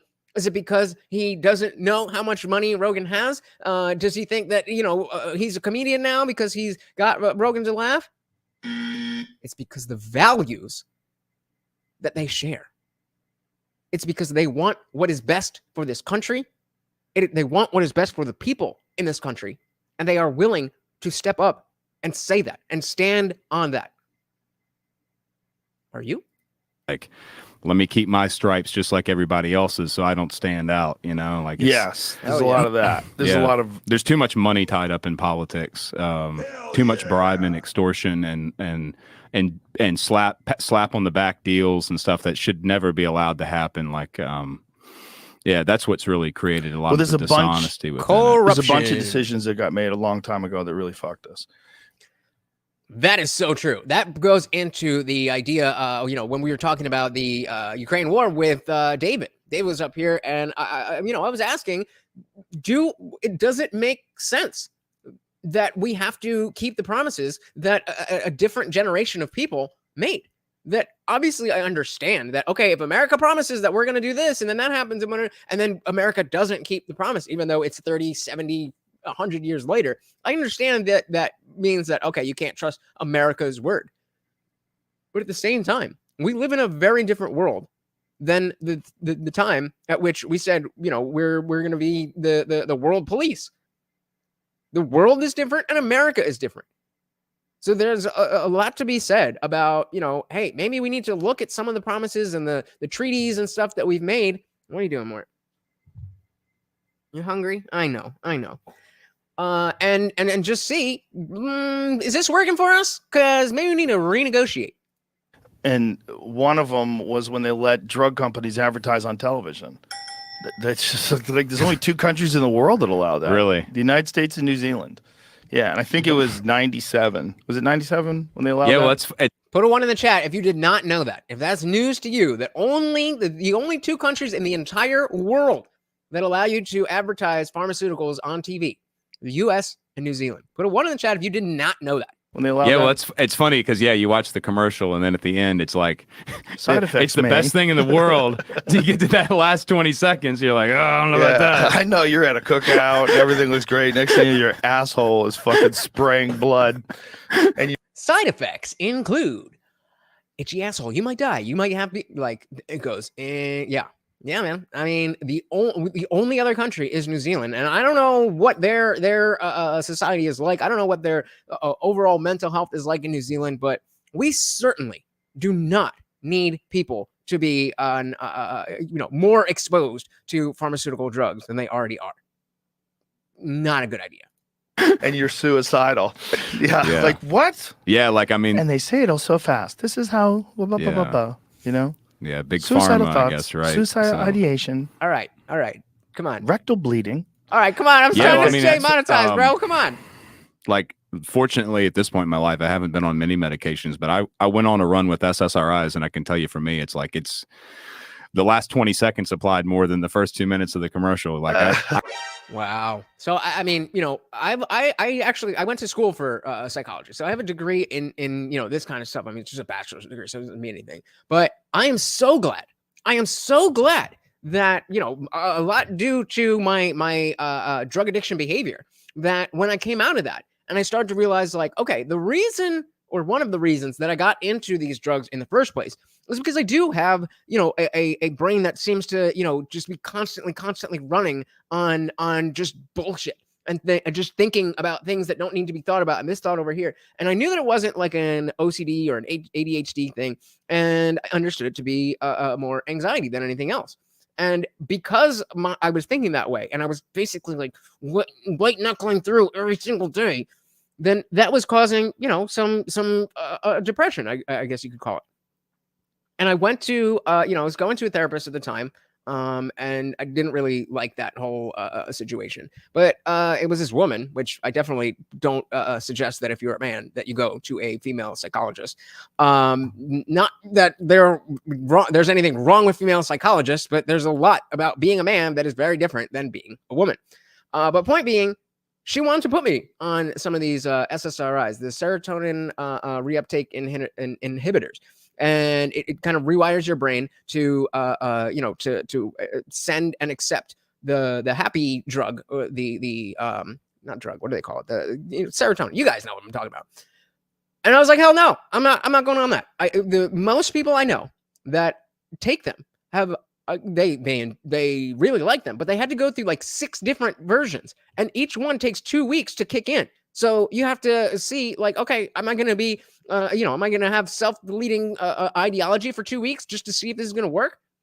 And because I had already had experience with abusing, not using properly, but abusing drugs like Xanax, then I knew that wasn't, I wasn't going to get addicted to that, because I just stopped cold turkey. It was the painkillers that I was really addicted to. And that I was able to understand how it worked, and that it would be a more reasonable and appropriate drug for me to take. And so I've been on it, and guess what? I'm not addicted. Well, I mean, I don't know about that. I guess you could say that I'm addicted in the sense that I wouldn't be having fun if I didn't get my medication, but I'm not abusing it. And I've never had to up my my dose, and it doesn't have all these crazy hormonal changes and brain chemistry changes that come with these SSRIs. I mean, especially if you have children, be very, very, very, very, very careful with like Prozac, Zoloft, all that. And they're starting to prescribe it younger and younger and younger. And some people do need them. I'm not saying that it doesn't work at all. I'm just saying you have to be very, very careful. I didn't find any Not medical advice. Find a doctor that works for you. benefit in that. I don't know. I think there's alternatives to pharmacy medicine in a lot of cases. Like maybe talk about that weed. Let's go smoke up, baby. Like maybe even if it's just habits, like it's okay to prescribe a medication to keep somebody on course. Or like, for example, like I've got a relative of mine, I won't call him out, but he won't change the way he eats at all. But he'll take whatever medications every day to keep his keep the diabetes away and keep his blood pressure low and all that. But it's like there should be more integration of like, hey, maybe this is like a plan of what you should do to go along with this medicine. Ideally, eventually it's like they don't want you to really get off the medicine though. If anything, they want you to keep taking it, right? So Yeah, if they fix you, then you're no longer a customer. They are in the business of drugs. So if they give you a drug that makes you not need drugs, then you are not a customer. And don't get it twisted. That's all you are to any of these companies, a customer. taking it, right? So like, yeah, it's weird. It is weird that it's almost advertised like it's a soda or a car or something, you know? Well, it's weird that, you know, people are we're so kind of like dependent on other people to take care of us that we would rather go somewhere and get some medication than fix our life, than fix your lifestyle choices. And we've been programmed to sort of think that there's solutions for you out there. And that's a good point as well, that, you know, especially, or not especially, but if one of these SSR drugs are going to work for you, great, fantastic. I'm happy that you've been able to find something that that works for you. That's not what I'm saying. What I'm saying is if you're going to go down that road, then definitely make sure that your diet is in order, that your exercise is in order, that you're getting enough sleep, that, you know, all this kind of stuff that could, you know, maybe not solve all the issues in the world, but certainly will show you, okay, maybe this isn't a road that I need to go down. Shout out to Steve. Holla for $1. Welcome to the party, Steve. Good to see ya. Go get those solutions. That's not a solution. Like internally, you need to reconsider like what you're doing to your actual physical body. Like, what are you doing to your physical body? Yeah. Like, are you giving your physical body the exercise that it deserves to be robust and healthy? If you're not, you should. Are you eating food that's nutritious? If you're not, you should. You know, well, and how do you do? I mean, how do you do that in today's time anyway? If you don't have a lot of money, like, well, you can exercise. Nutritious for sure. food. Oh, exercise certainly, yeah. But there's a way to eat nutritious food on a budget. Absolutely, but you have to be diligent. You know? Absolutely, there's absolutely a way to do that, and you know that's an excuse that people will use, is that I don't have money. So, like, sure, then don't go to Whole Foods, but you don't need to go to, first of all, if you're going to fast food places every day, then you're spending more money than you would by just buying a thing of meat, buying a thing of rice or pasta, getting some vegetables, throw them in the fridge, and whatever. You know, the issue that I have is being such a small dude who lives by himself that I don't want to waste money buying all these different ingredients because I just can't eat them fast enough before they go bad. So I end up throwing out a lot of food. And, you know, I tried like the HelloFresh and Blue Apron type services where they send you the ingredients. But because I have, you know, I'm a professional dog trainer outside of this and, you know, doing this, I don't have a regular schedule. So every day looks different for me. So I don't have any kind of routine. And so I would not find you know, I'd be hungry, but I wouldn't have the time to, even though everything was, you know, measured out, I still don't have the time to spend half an hour to cook. And so I actually then went to Factor Meals. And that's another service where they send you, it's like a TV dinner. So they cook it up, they package it up, they put it on you know, dry ice thing, and then they send you the box, and then you just put those in the fridge and just put them in the microwave. And so it was better, but it was so expensive. I'm 5'4". I'm barely 110, maybe 115 on a good day. And these meals were too small for me. And they were like $18 a pop. So I'm like, I can't afford this. But that doesn't. So now, exactly what I just said. I'll buy a big thing of like chicken or ground beef, buy some rice that you know, a big bag of rice, then you know, canned corn, canned beans, stuff like that. There's a way to do it. And I'm not saying that that's the best way, you know, that's the best diet, but certainly way better than eating at fast food every day. You can do it. I'm broke as shit. You can do it. Yeah, and the problem is fast food and food deserts. But if you have a supermarket, if there's a supermarket where you live, then you can get food. And if the supermarket has food, you can get healthy food. And it's not that much more expensive. Even people that go on a carnivore diet. I know people that go on a carnivore diet on a budget, and they go to Costco and get a big tube of ground beef, and they freeze a lot of it, and they cook a bunch of it like in portions. Yeah. You know, I know. Yeah. and that's a lot better than the crap from the store. But even it's not. Like, I mean, you read about, I mean, just in the part of the country I'm at, we've got really close family of ours that farms. The father and the son have both died from cancer from what they've been, from the commercial agriculture they've been in spraying and all and all that stuff ends up in the food. And I've read about microplastics in the food. Like you go and buy a tub of ground beef, like how much plastic was in the food of all the bags of crap that they threw in there to feed the animals. But it is really, I think the only way to, in this time, in the area we're in, unless you're going to go buy really expensive food out of like some fancy smancy grocery store that I can't spell the name of, it's like you're really better off going to somebody local and buying it direct, like buying it. Yeah, that's a great point too. That locally sourced food, depending on where you live, like I live in New Jersey, so in terms of vegetables and fruits, we have, and I mean, they don't call us the Garden State for nothing. You can get fresh everywhere. There's people who just have land. They grow food, tomatoes, blueberries, strawberries, all that stuff. They have some chickens. You can get eggs. You could get chicken depending on the time of year and what they're doing. And if you can, that is a little bit more expensive, but it's way, way, way healthier. And if you buy it in such a way that you are filling yourself up, then you're going to train your body to need less food. If you need 7,000 calories a day, because that's what your body is used to, then that's going to be what your body wants.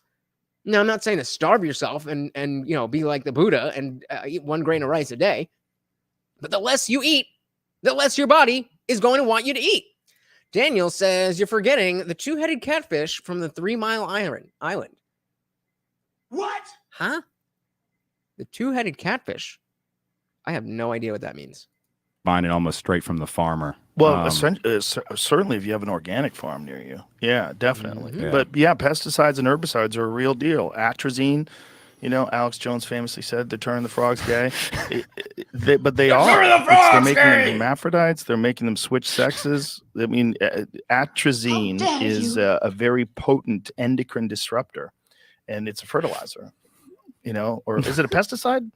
Pesticide. One of those. I think it's a pesticide. Something needs to be done about it. But there's, there you go. There's a lot of that shit that they spray on food. Something like 90+% of people tested have glyphosate in their blood.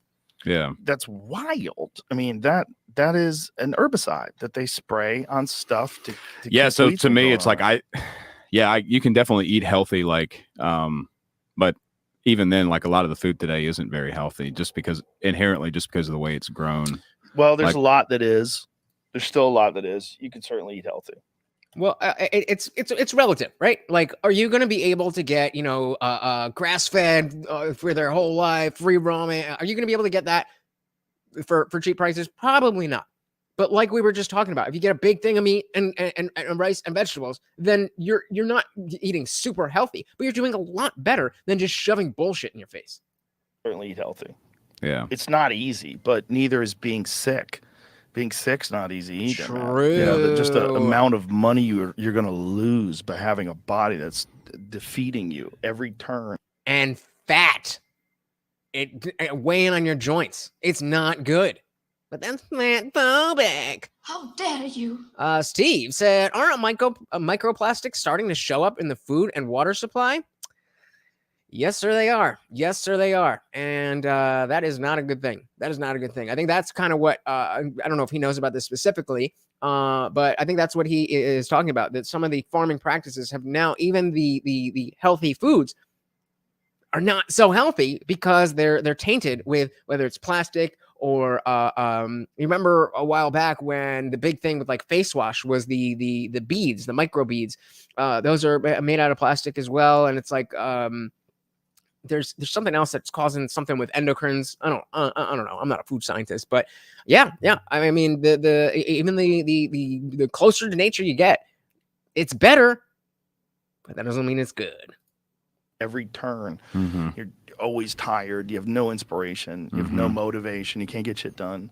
It's one of the reasons why I can get a lot of shit done. Being healthy makes a giant difference. You have so much more energy than regular people who are just like sitting around all day because you don't demand anything of your body. If you don't demand anything of your body, it's like, good, we'll just fucking atrophy into a sack of bones and meat. Yeah, being complacent is like the worst thing for you. Facts. Being complacent is the worst thing for you. Well said. Hey, shout out to Indie Film. Said insert funny comment here. That of course makes you here. No, this one. Thank you, Morty. Very much appreciates that. And of course, that makes you the new sponsor of the stream. Thank you, sir. Very much appreciate For it. you.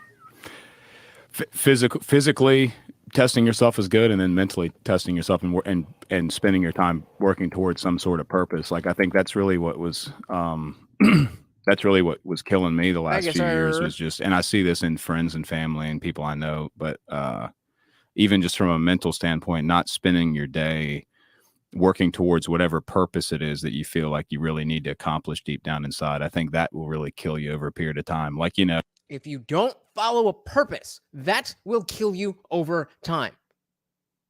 Yeah, bro. Yeah. Follow your purpose. If you don't have a purpose, find a purpose.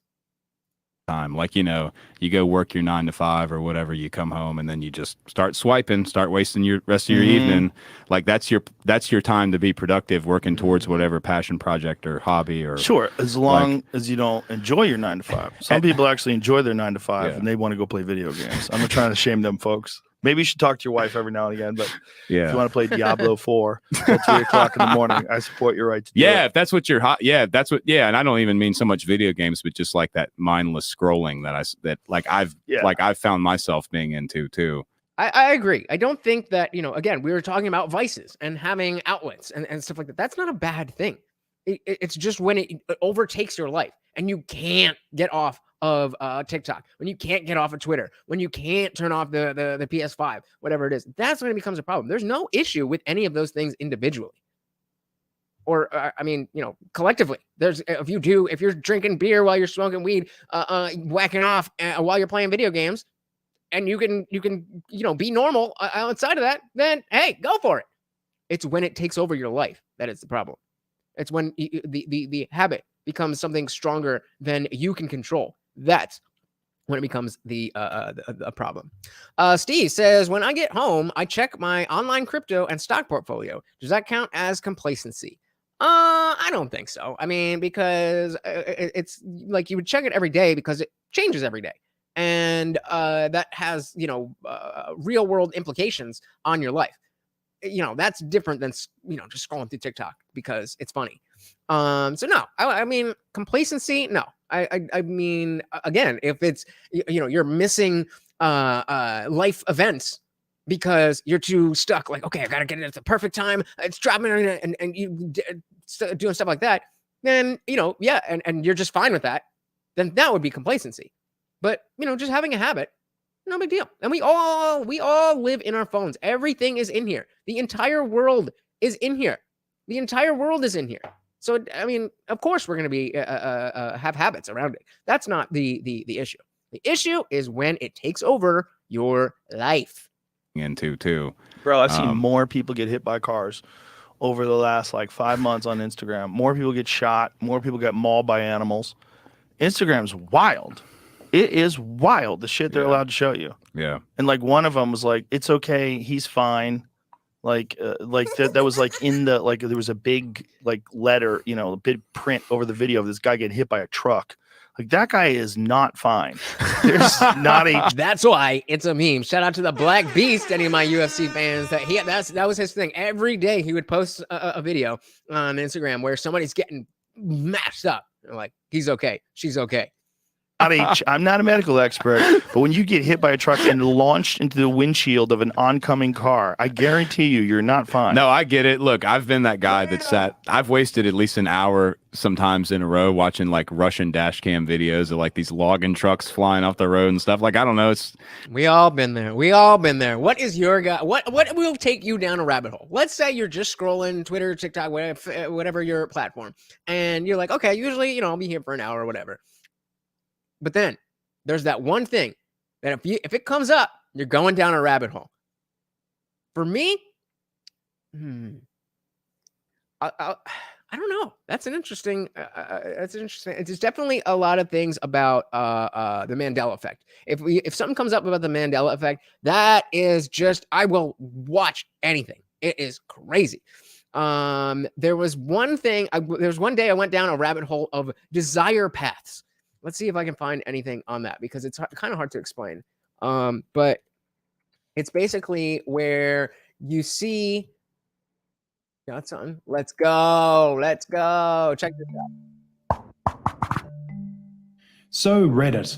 Reddit's a fun place where you can meet other weirdos who obsess over the same freaky things that you're into. Now, if you can pry yourself away from the horrendous amount of memes and stonk bros and whatever this is, you may come across a subreddit called r/desirepath.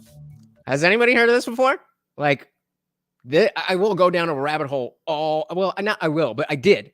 When I first heard about this, I was like, yo, that is crazy. And it's not that crazy. It's crazy that I'm so interested that I want to see more and more and more. Daniel said, I fall down sovereign citizen rabbit holes all the time. I'm not driving. I'm traveling. I'm a free citizen. I'm traveling. I'm not driving. Sorry, bitch. You're going to jail. Nearly 250,000 people who collect photos of grass bald patches that diverge from the beautifully designed throughways. This fairly common evidence of insubordination created by human and or livestock feet and or hooves are also known as cow paths. And you might like a perfect example, the sidewalk is meant for you to walk under this thing, but especially if you're taller, like I'd probably fit under there no problem. But if you're a little bit taller than me, you can see that naturally this path has been erected because of people doing. They didn't pave this like they paved that. And I don't know. I think now, Mitch, surely this isn't all they talk about. What makes desire paths so interesting? Well, if you've ever been to a user experience, customer experience, design thinking, human-centered design, innovation, or customer centricity talk, you probably already know where I'm going. The fact that... All right, well, you get the point. But yeah, I mean, rabbit holes are... dangerous. Rabbit holes are dangerous. So you have to be able to say, oh, hey, I'm in a rabbit hole right now. I'm going to let this go for a little bit more because it's interesting and it's fun. And then I'm going to step back. Someone designed. I don't know. There's something like that. It just gets your brain excited. I don't know. Yeah, it's not good. It's very for you. addictive. It's not good for you to see that many people die and that many people get bit by crocodiles. I've seen more people get bit by crocodiles. I don't know what the fuck is wrong with my algorithm, but I've seen more. Your algorithm or your brain? See more people get bit by crocodiles over the last 6 months than I have in a long ass time. But yeah, it's mostly a waste of time, but it's also fun. There's a lot of funny videos on there. It's just a matter of being disciplined. You just got to know when you're scrolling too much. And the way I avoid that is by doing stuff. So there's a lot of stuff I do, M169 said her rabbit hole is legal commentary stories, music reaction videos, Nightwish and Home Free are favorites, and silly dog videos. Aww. Who can resist a silly dog video? Do whether it's archery or playing pool, there's a lot of stuff that I do where there's no time. You're not spending any time on that, and so there's a complete different focus. Like when I'm shooting a bow and I'm shooting at a target and I'm just practicing, my mind is empty. All I'm thinking about is the shot process. I'm thinking about is whether or not the arrow broke clean. Did I move my shoulder a little? Why did that one go 3 inches left? Like what happened there? Was it that my elbow up high? How was my follow through? Okay, let's think about it and let's do it again. So I'm sure if you are now at all a fan of Rogan, you've heard him talking about his process in doing hunting and bow shooting, all that stuff. But you don't have to do that exact thing. But that's what happens when you get into like a flow state, as they call it, when you're just in the moment. Constantly we are either ruminating about what happened in the past or worrying about what's going to happen in the future. And it's a very difficult thing to be present in the moment. So when you can find something that consumes your attention in a good way, then you're able to have just a breath of not worrying about, oh, did I say the wrong thing yesterday? I wonder how that's going to go tomorrow, and just be in the moment. If you've never experienced that, that is amazing feeling just to know that that's possible. And it's why people get so into the things that they're into. Shout out to Ziggs. Welcome to the party. Said I went on those prank rabbit holes. My house dirty and top notch are the best. Shout out to them and shout out to you. Welcome, welcome, welcome. Nightwish is a good band, though I prefer their original singer, says Unwanted Foe. Interesting, interesting. And Danny Brown says, okay, I'll admit it. I may listen to Supreme Court rulings for fun. We've all got those weird things, but something is just gripping about it. And so there's the easy way to get lost in something by just going down a rabbit hole, scrolling this and that. And then there's a more difficult but more rewarding way to get lost in the moment while you're doing something that is following your purpose, whether that is, even if it's a hobby, that doesn't mean that your purpose can't, like, it doesn't have to be the purpose of your whole life. Like your purpose in that moment, that Joe's purpose in the moment of, doing the shooting the bow is worrying about all the things that he's talking about. That doesn't mean his whole life is about that, but that's how you experience that. Some would say it's a different plane of consciousness to be able to brush out the bullshit from the past and the bullshit from the future and be focused in the moment, in the now. Some would say that's a higher form of consciousness, and certainly, meditation in general is that's what it's all about. Zig says, I was watching people vote once. What? Again. So that's like a mind cleansing thing. Mhm. Yoga classes like that. If you can find a good hot yoga class, man, when you're fucking standing there holding on to one foot and one foot is extended and you're hobbling around on one leg, bitch, you ain't thinking about jack shit, but Well, what that you're does a doing. good job of connecting you to your body too, which is Yes. something maybe we're not very good at either. It's very good for people. Yoga is like one of if I had one thing to recommend someone who's never done any exercise before, please try yoga. Don't hurt yourself. Go slow, because a lot of people do hurt themselves. Oh yeah, yoga, I can't believe imagine it or me not. trying to do that. Yoga has a very froofy, liberal soy type of air around it, and I think the important thing is just talking about stretching, like just doing stretches.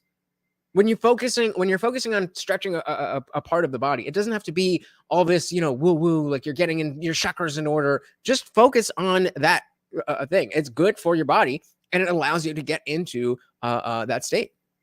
One of my friends who's a doctor said that yoga is like one of the main people that it's yoga and jiu-jitsu. He said people that come in to see him. Mm-hmm.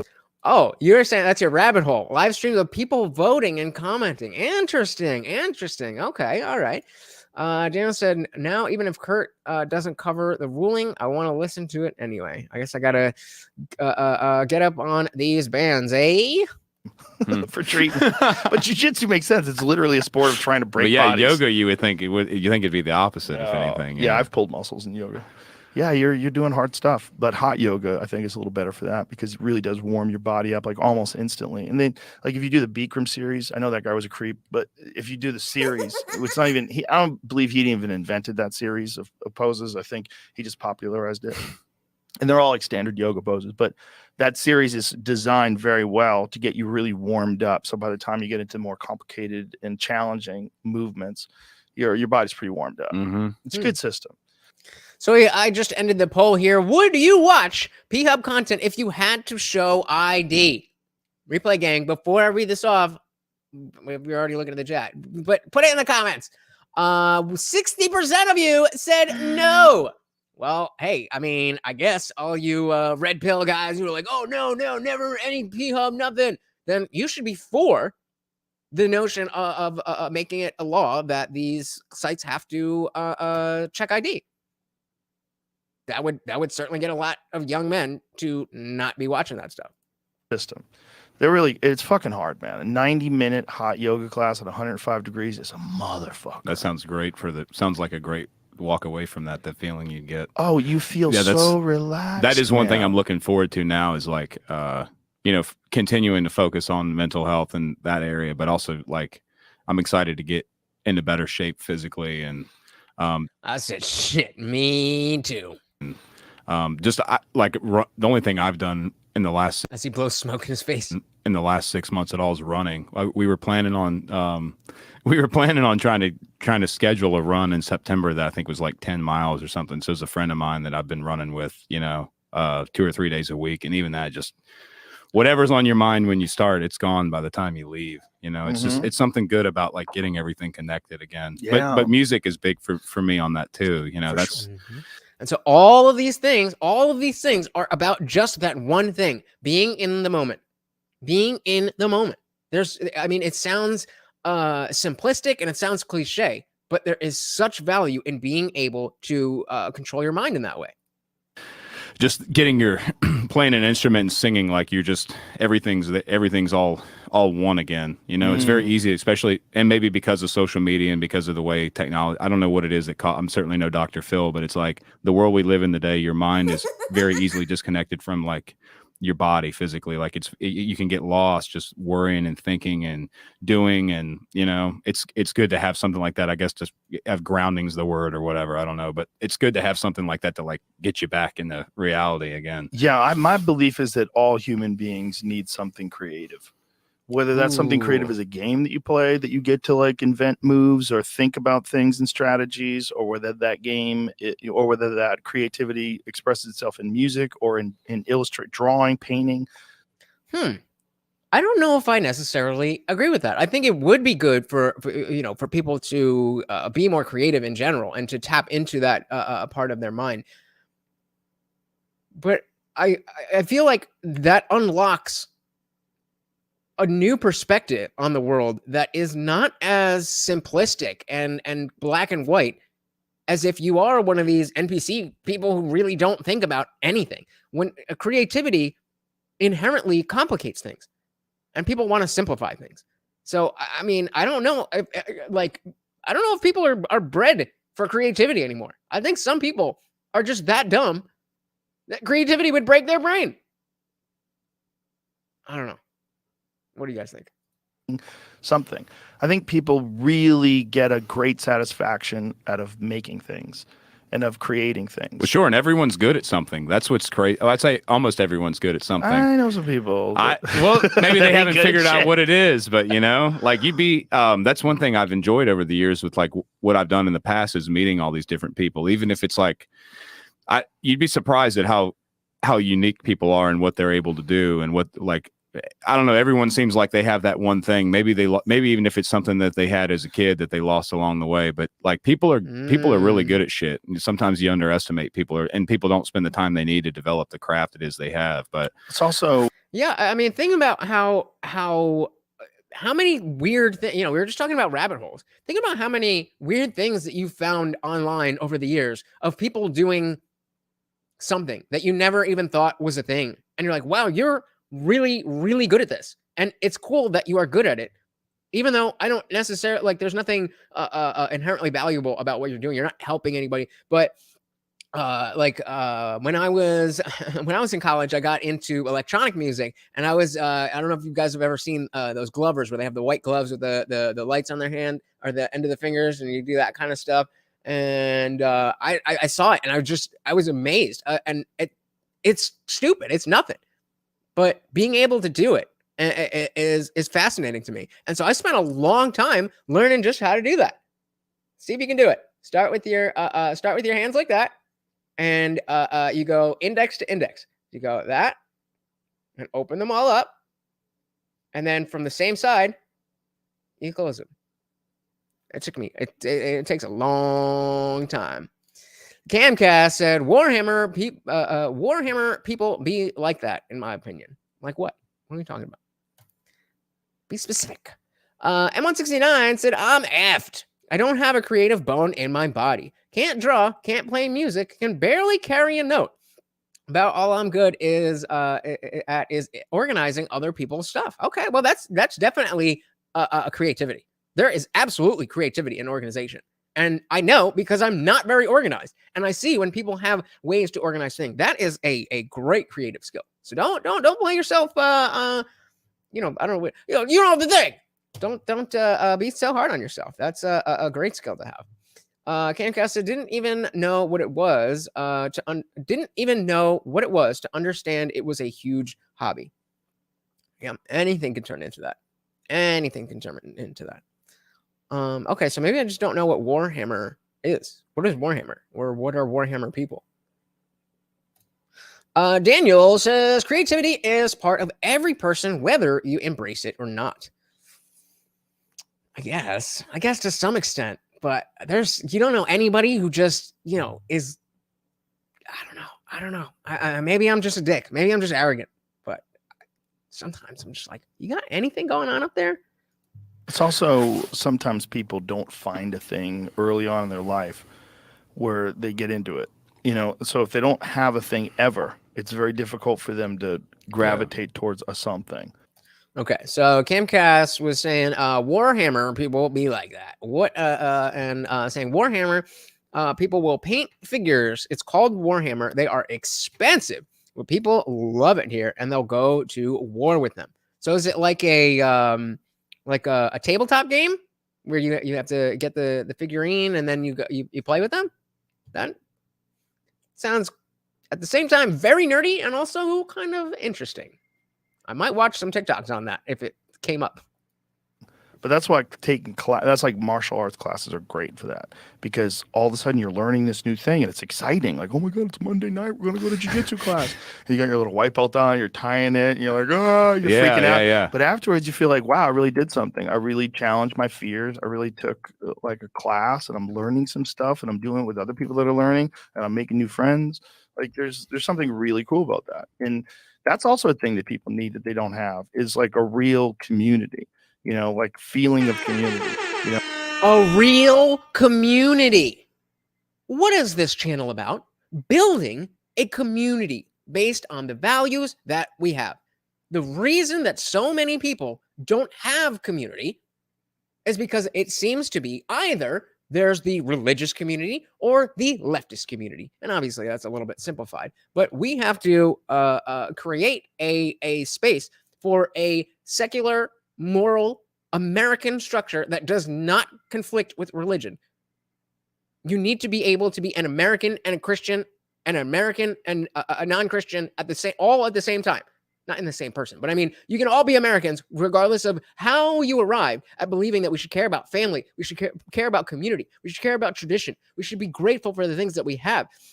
We should, the nuclear family, capitalism, things should be based on merit. All of these values. It doesn't matter if you believe that because God told you, or you believe that for any other reason. If we're on the same side with that, we need to push that out there so that the people who are lost and not thinking about this at all have something to cling on to. Because all the people who are leaving religion, and don't get it twisted, most people are, let me not say most people, but a lot of people are leaving religion, and a lot of them you will never, ever, ever, ever, ever get them back. And I mean, I'm always open to it, but I think I am one of them. I don't think you're ever going to get me to believe in God again. I would love to, but I don't believe it. And for me, it's enough that I want to live these values despite the fact that I don't believe there's a God. But many people just go, oh, there's no God? Well, then I'll just do whatever the hell I want and make it about me.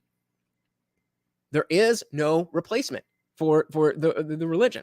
And if the religion isn't strong enough to bring everybody in, then we need an alternative. We need an alternative, guys. Like one of the nice things about comedians is that we all work together. So there's like this feeling, this is a real feeling of community. We go on the road together. We travel to different countries together. Like all the guys that I go on the road with, we're friends. Like we hang, we laugh. We're having drinks and having dinners places, and just everywhere you go, you're with family. It's beautiful. It's beautiful in that way. If you don't have that, man, if you don't have a thing that you really like, where you're really like connected to like-minded people, it sucks. It's not fun. Mm-hmm. If like maybe the friends that you have are all fucked up and they're going in the wrong direction, try to pull you with them. Right. Maybe your job that happens. Like you have to be careful who you keep in your social circle, because you are the 5 people you spend the most time with. It's not, I mean, again, it's a cliche, but it's a cliche for a reason. That's a big part of growing up. and again, I talk shit about millennials all the time because I am one. The fact of the matter is that millennials and beyond have not grown up in the same way that generations before us did. And it took a lot. There's a lot of people who are, getting into their 30s who still feel like their high school friends and their high school group are the people that they have to be loyal to, despite the fact that they are bringing them down, where one of them is actually trying to work a job. One of them might be trying to get married, but there's one who's just sitting around doing drugs all day. I was that guy for a long time, and I lost a lot of friends because of it, and I was mad about it. But it was absolutely what those people needed to do, because I was not doing the things that were conducive to their purpose. And you have to do the exact same thing with people in your life who are not allowing you to fulfill your purpose. Camcast said, ID on P-Hub would be bad. That's the only info I want to be private, I know. But again, as the and I wouldn't be I wouldn't be in favor of that. But if it did happen, I don't think it would be the worst thing in the world. I don't have, an addiction to it, so I would just do without. The old noggin works. And then you just have an entire generation of kids who aren't going to be plagued by the negativity that can possibly come with it. Excuse me. Daniel says you have to ID to buy it. Makes sense to ID people to watch it. Yeah, I agree. It makes a lot of sense. It would I wouldn't watch. I would just be like, nope, do without. Sorry. Or find a girl, get her send you some nudes or something. M169 says, I'll take your version of atheism over fake Christianity any day. That's all I'm trying to do, guys. That's all I'm trying to do. You can be Christian in my American identity. I cannot be a part of your American identity if it has to do with God. So, but we have the same values. So let's come together and fight the bullshit that is trying to change our way of life. That's it. Oh, damn it. Wrong button. Hurrah! There we go. Camcast said, I think you're actually speaking truth. You are the 5 people you know best is a really cool perspective. Absolutely. It is undeniable. It is undeniable. And you can see it in your own life when you meet somebody new, whether it's a new friend or, if it's a new relationship, then that's going to kind of change a little bit. Or somebody, maybe you have a friend that moved to a different part of the country and they come back and they're the same person, but they're a little bit different because of the people that are around them. It's absolutely vital to surround yourself with people who are, I want to say better than you, but not, that's not necessarily going to be the case, and that shouldn't necessarily be the goal. But if you're the dumbest, poorest, stupidest person in the room, did I just say dumbest and stupidest? You know what I mean? If you're the dumbest, poorest person in the room, you can only go up. You're damn lucky to be in that room. But if you're the richest and smartest in the room, well, find a better room. Social circle, because you'll end up just like them, Well, you have to be careful of energy vampires. There's people that are energy vampires. And they'll steal from Ladies. steal from you. They kidding, really just will. kidding. They'll steal from you. I'm not kidding, they don't want to do the work, but they want you to do the work for them. Like they want you to be involved in everything that they're doing, even though they're not making any changes. And they want to drag you in, and they want it to be the focus of all the attention. And you really find out after a while that if you were around positive people, then all of a sudden you're uplifted and you have all this energy. Yeah, and it's funny how that works. Yeah. Yeah, it's interesting. All that stuff kind of goes on behind. Guys, if you are enjoying the show and you are new to the channel, please check out the Indian Jesus Discord server where the party never ends. That's right, 24/7 we are in there hanging out. And after every single live stream, we go in there for an after party. Tonight, we're going to be doing an after show in the stage channel. We're going to finish this episode and go through the whole thing. It is free to join. And when we do our after panel, you are not stuck behind your keyboard. You're actually on screen with me and everybody else. You can come on if you want to. You don't have to. Either way, it is a grand old time. Come and join us. Stuff kind of goes on behind the scenes and you don't really think about it. Yeah, one thing that really benefited me, or like even in my early 20s on, a lot of my friends seem to be older. One of my best friends, he's probably, I'm 31. He's probably in his mid 40s. And then everyone above them's like, my best drinking buddy for years he's like 65, 66.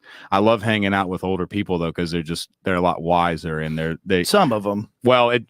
well, obviously some of them, but again, that's another personality trait that we're now seeing about Oliver Anthony, that he is somebody who appreciates wisdom. That used to be ubiquitous. We all used to appreciate wisdom. Most people don't anymore. So the fact that he does, the fact that the people who say, I love, I love hanging out with my uncle because he's, older and he's so wise, and whatever the case, those are smart people. Those are smart people. Well, you have to care. There's I mean, some you have old to dummies. choose. Yeah. There's some old dummy. Well, I'm a dummy too, so it's okay if I'm hanging out with dummies. But yeah, I like hanging out with older people. Like it reconnects you back to, like, I don't know, they've just experienced so much more than you ever could in that extra 20 years or whatever, 10 years. It's like those are the kind of people you want to surround yourself with, or people that are more experienced than you, more wise, people that you can aim toward being. Yeah. Certainly not people that are immature or on a bad streak, or even like now, like I'm cutting out the drinking. Like I said, I haven't gotten high and almost 2 months now, a month and a half or 2 months. That was your problem. That's tough. That's tough to do. I mean, whoever tells you that weed is not addictive, they're either wrong or stupid, or both, because you absolutely get addicted to weed. And I had a very bad experience the last time I got arrested. It was long story, but I was on probation for 2 years. And so in the same way that I was, using the same type of drugs that I was once abusing earlier in my life, now using them more responsibly, I was doing the same thing with cannabis. I used to just be a pothead. I'd smoke weed all day. And then, then I graduated doing, pills and stuff. Luckily, never went to heroin, but I did try, but it was never a habit. But point being that once I kind of cleaned my life up, I never felt the need to be like sober. There's alcohol in here. I never had a problem with alcohol. And I would be smoking a lot of weed, but now I just use it more for sleep. And the ability, again, coming back to that ability of balance and control, has made my life so much better, because I didn't understand that before I had got into the actual addiction, that there was kind of a reason why I was drawn to these things that kind of slow you down, because I'm kind of just like going like that all the time naturally. And so it made sense, but I was abusing them. And once you take a step back, then you can realize how to use it. But like I said, I was on probation. So for 2 years, I couldn't smoke. And so they'll tell you, and some of you, if you smoke and you've ever taken a tolerance break, you'll definitely attest to this, but you get crazy dreams. You get crazy dreams. And that's usually supposed to only last 2, 3, maybe 4 weeks, depending on how much you smoke. Not for me. The entire 2 years, every single night, I would have essentially the same type of dream. It would either be, I'm either getting arrested for something, or I have drugs on me, and I'm not, I'm somewhere where I'm not supposed to have drugs, and I'm getting caught, and I'm trying to run away. I'm trying to explain something like that. Every single night, I had to learn how to do lucid dreaming, which, if you're not familiar, is the ability to understand when you are dreaming and then switch your consciousness to be able to control that dream.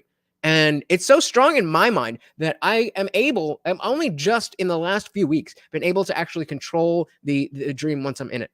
But I'll be going through this horrible thing where I'm getting arrested, and I'm like, I know this shouldn't happen. I've cleaned my life up. I don't do stuff like that anymore. What's going on?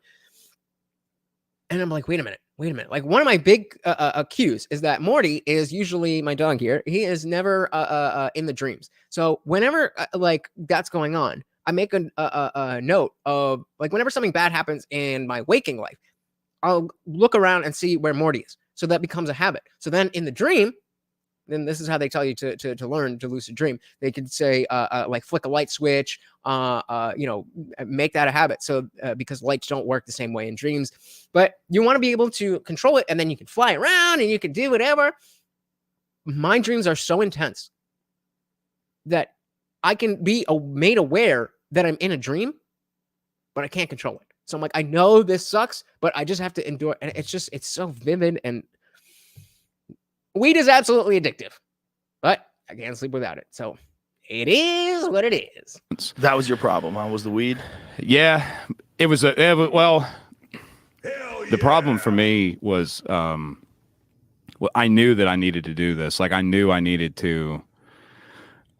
I procrastinated with music a long time. I mean, I'm 31. I've been playing guitar and singing on and off since I was a kid. Like my grandma was in a band years ago. And so like I remember as a little kid, what got me interested in all of it was going, Dukes of Hazzard when I was a kid. I was like 5 and I used to. So what is he talking about? He's talking about exactly what we've been talking about. Purpose. He believes that his purpose was to make this song and to touch the hearts of all of us with this song. And he wasn't happy because he wasn't doing that. And then once he did, I bet your bottom dollar that he's happier now. Daniel says, one of these days, ask me about the dreams I had when I was first on probation getting divorced while we're on. Yeah, man, I definitely will. I'm interested because that shit gets wild.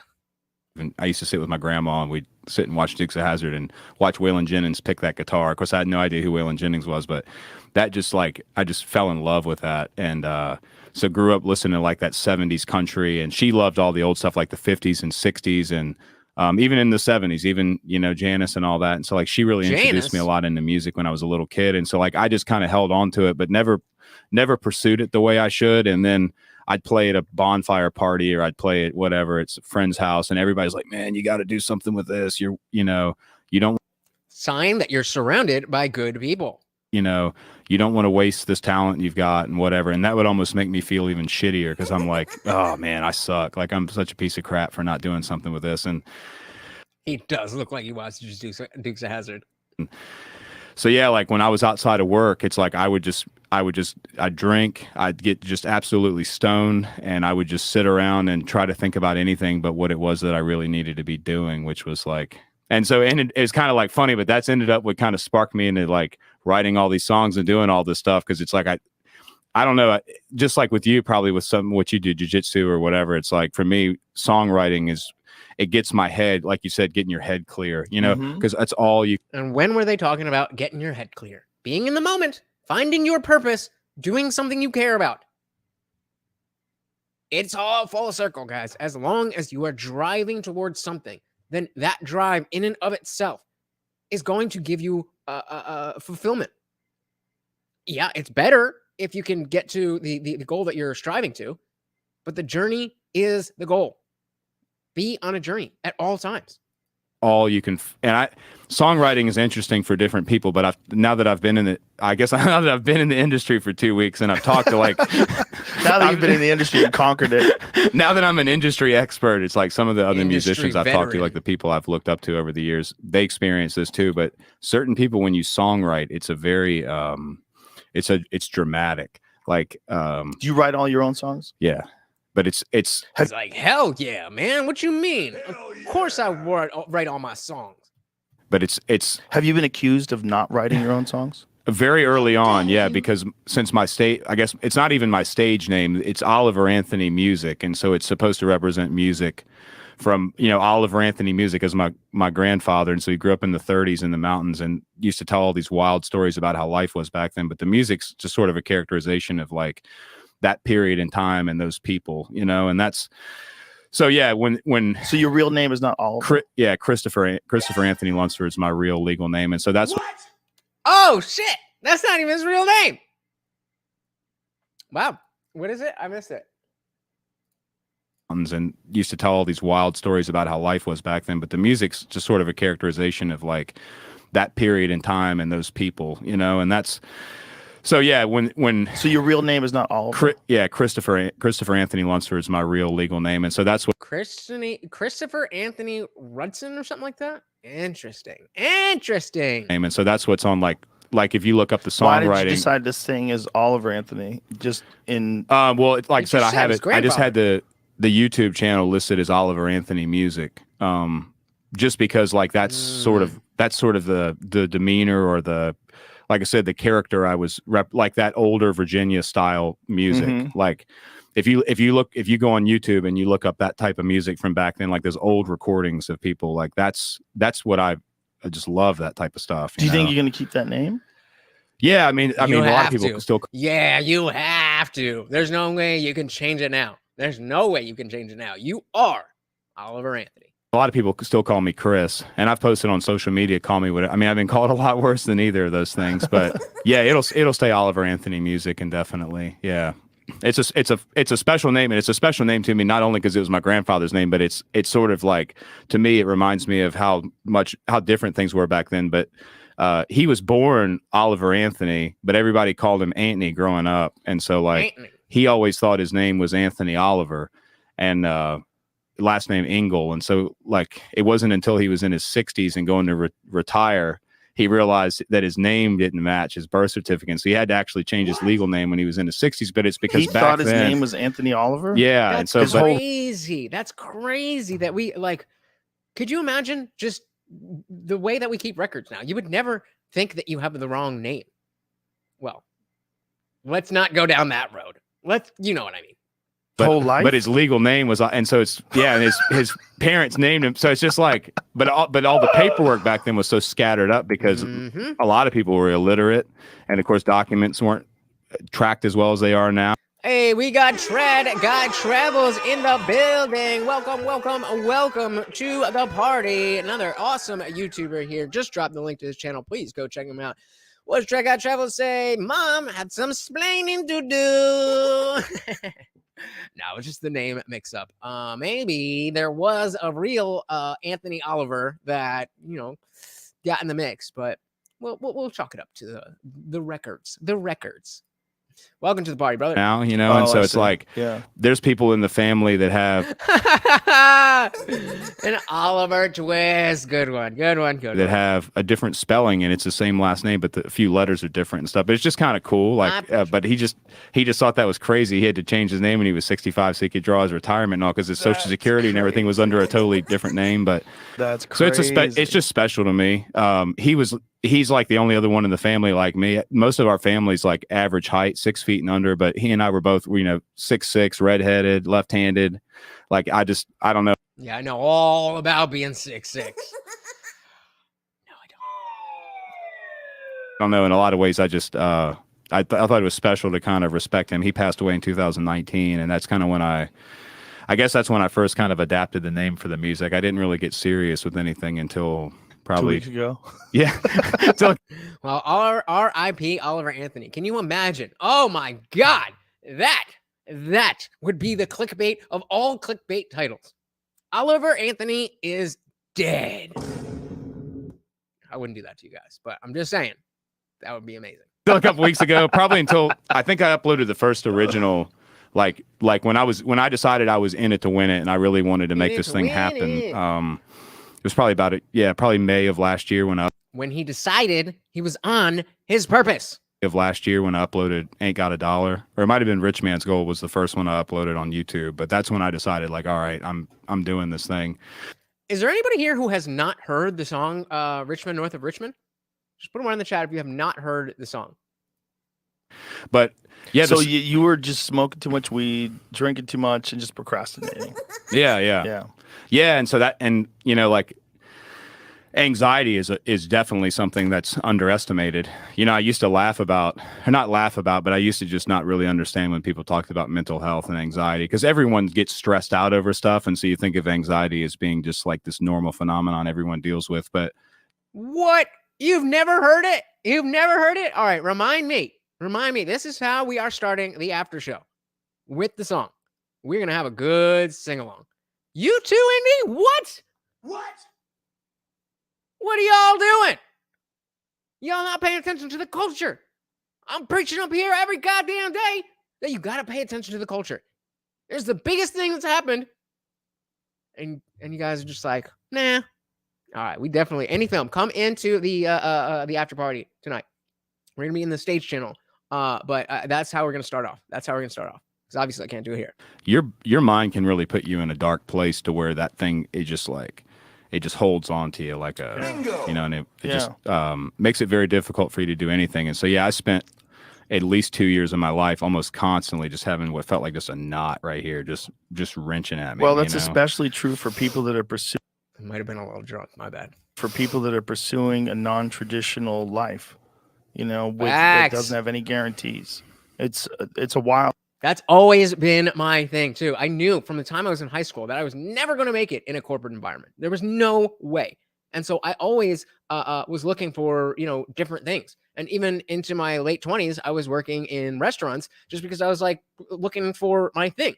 And it was then that I really decided, decided to get serious about the dog training. And then years later, getting serious about you guys. And yeah, I mean, I can't explain to you guys. Like, yeah, training dogs is awesome. It's fun. It's very rewarding to see a dog, grow up. Because they grow pretty fast within a few months, especially when they're puppies. And they go from these tiny little things that know nothing to you learn their personality, all that stuff. That's cool. But coming here and hanging out with you guys, like that's just a whole different thing. I mean, I really feel like we're doing something here, and I mean. I would tell any one of you, if you have opinions about this stuff, you need to start a channel. There are not enough people doing this. And I know a lot of you guys have a lot of good ideas because I talk to you guys. And we need more of you to speak out. That's just my PSA. We need more people to be on social media talking about things that are good for society as opposed to bad things for society. Zig said, I'm not worried about what he says, more how it sounds. That's fair, but I mean, once you've determined, like, okay, I do or I don't like this song sonically, then the lyrics are really what is resonating with the entire nation. So that, I mean, I think it's important to know what the lyrics are. And I'm a music, like there's songs that I have been listening to since I was in middle school. And I listen ever and ever and for, over and over and over and over and over and over again for the last however many years. And I still don't know the lyrics because I'm a music guy and I like the guitar part and then it's cool drum part and then whatever. So I if that's you, I'm definitely there with you. But this is why this song has gotten so big. Trad Guy Travel says, we get banned whenever we speak out. Oh, no. I get it. But is that enough of a reason to be like, all right, well, then I'll just keep quiet. I'll just let them do whatever they're doing. They're just destroying our way of life. They're just destroying our culture. They're destroying our country. But we're going to get banned. So can't do that. I feel you. It sucks. Like, my shit's never monetized. The last 2 videos I've done have gotten copyright claimed. But I care enough about this country to sit my ass in this chair, turn this fucking camera on, put my ugly face out to you guys, and say the shit that I think. And I know that you guys are smart enough and capable enough to be able to articulate yourselves as well. And it's, I mean, obviously you do have a channel, so I'm not speaking to you directly, but more of us need to do it. More of us need to do it. Link with the time. What? What are you talking about? Daniel said, so a 7-10 or 30-day slap on the wrist tells you to stop exercise. What? Huh? Are you guys watching the same video I'm watching? What's going on here? A wild life to try to be an entertainer, like to just to choose to try to make it in this wild world of people that are singing and making songs, and you want people to pay attention to you. Mm-hmm. Like, do you know how many fucking people are singing? How many people can sing? How many people? Lot. And it's the same for YouTube. You know how many people are out here just saying their opinions? Do you know how many people don't care about what the fuck you have to say? I'm very acutely aware of how many people don't care about what I have to say. And that's why I value so much you guys so much who do care what I have to say. But we still need it done. All right, let's try this again. So a 710, what is a 710? Unless you're talking about like weed stuff. A 30-day slap on the wrist is what stops you from exercising. Your right to speak. You're talking about being banned? Your right to speak, it's what is enough to stop you from exercising your right to speak, what you believe. Yeah, I mean, that shouldn't be enough. I completely agree if that's what you're saying. Sorry if I didn't understand. Zig says, if it didn't sound good to me, but had the best lyrics, I won't like it. And that's fair. Nobody's asking you to listen to a song that you don't like. I'm just saying, when something like this happens, it's important to understand what is happening. There's a thing happening. And you're just not aware of it. So that's why you want to understand what is going on with all these people coming together, feeling a certain way about a thing. What's going on? Oh, it's the lyrics. It's not about liking the song. It's about understanding the culture. It's about understanding where we are. It's about understanding the political landscape so that we do and say the right things. People are recording things, and now with YouTube and the like, how many people are putting stuff up on the internet for other people to enjoy? It's a lot. Well, the idea that you're going to stand out, so that you're filled with anxiety just because of that, because this future's uncertain. Yeah, I think for me, a lot of the anxiety came from me just feeling like I was running out of time. Like I knew that I had an ability to pursue this and kind of take this adventure on, and I just had kept, like I said, for 10 years or more, I'd pick the thing up for a few months and then I'd put it down, and just always doubting myself, I mean, same shit right over here. I had a podcast from 2014 and I wanted to get serious about it, and I felt like I was serious about it, but I realized that I was kind of just putting in minimal effort, and then I had a co-host who was putting in less effort and kind of just didn't really go anywhere with it. It wasn't until, I started my this channel, which was previously something else, that I was like, okay, let's really give this a go. And shout out to you guys. So far, we're doing all right. We're doing all right. We're not there yet, but we're getting there. Speaking of which, we are coming up on the 2.5 hour mark. If you guys would like to keep the party raging, you know how to do so. Yeah. Well, I think it's, the universe, in some weird way, always sort of finds, like, for people that become very successful. I'll check them out. Successful, especially like yourself. It's almost like that's the best way to do it. Like, I've never met anybody where I was like, your way to do it is the wrong way to do it. Like, You've never met anybody who's doing something in a way that you think it's the wrong way to do it. I think you're going a little bit too far into the creative. Oh, well, anything can be anything. I think if you're fat as fuck, then you're not eating right. You're not exercising right. You're not living right. That's just an example. Like, everybody that I meet that becomes successful, especially like overnight people, it's like, oh, I see all these fat. Well, that's why you're good. That's why you're good. Yeah. You're good because you had a real life, like a real tortured, regular life, like regular people. If you're in the fucking Mickey Mouse Club when you're 14, and then all of a sudden you're famous, I love Miley Cyrus to death, and she's fucking insanely talented. And I heard her new album is her best ever. Everybody's raving about it. But I feel bad for people that become famous when they're young. I just feel like that's a heavy burden for you. I agree. I completely agree. I don't think it is in any parent's best interest to put their child in the entertainment industry. Like, even, young adults, like if you're under 25, it's risky. It's risky, especially like I've been saying with the millennials and Arrested Development, and not, already biologically our brains don't fully form until around 25. With millennials, it's probably closer to 30. Heavy burden for you to have to carry, and you didn't ask for it.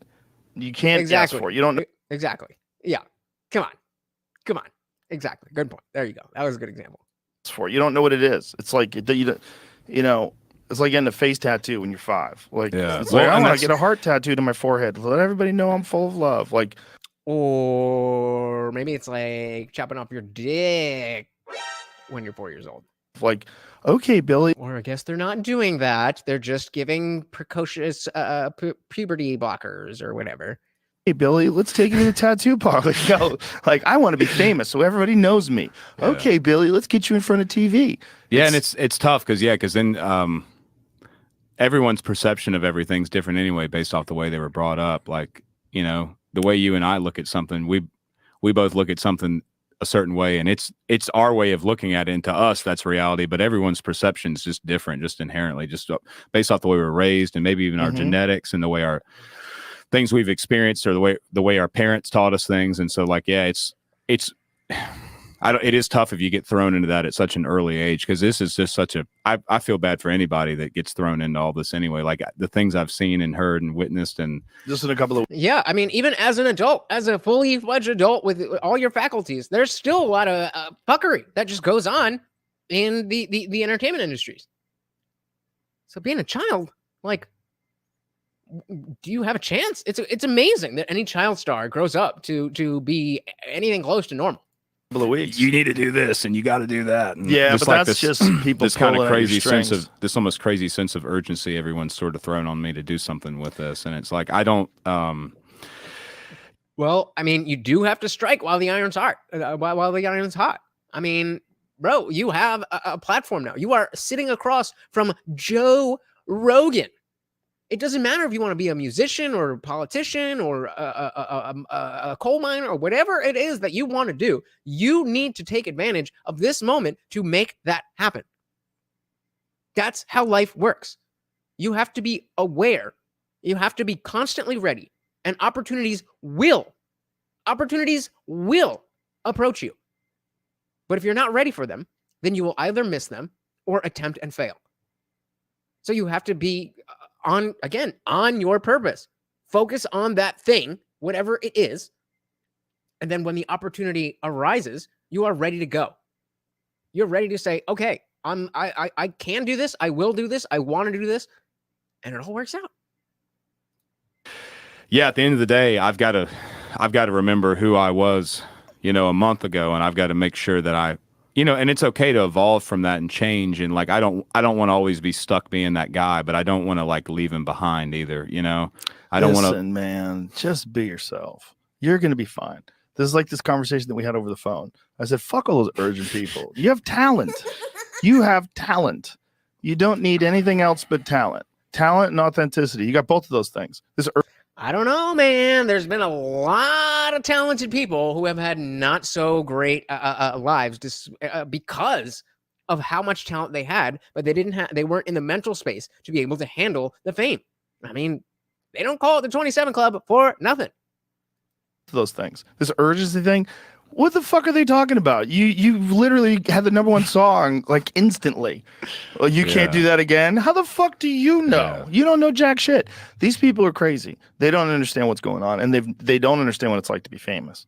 You are in a weird spot I think right what's so now. weird What about you need to do right now is just keep being you.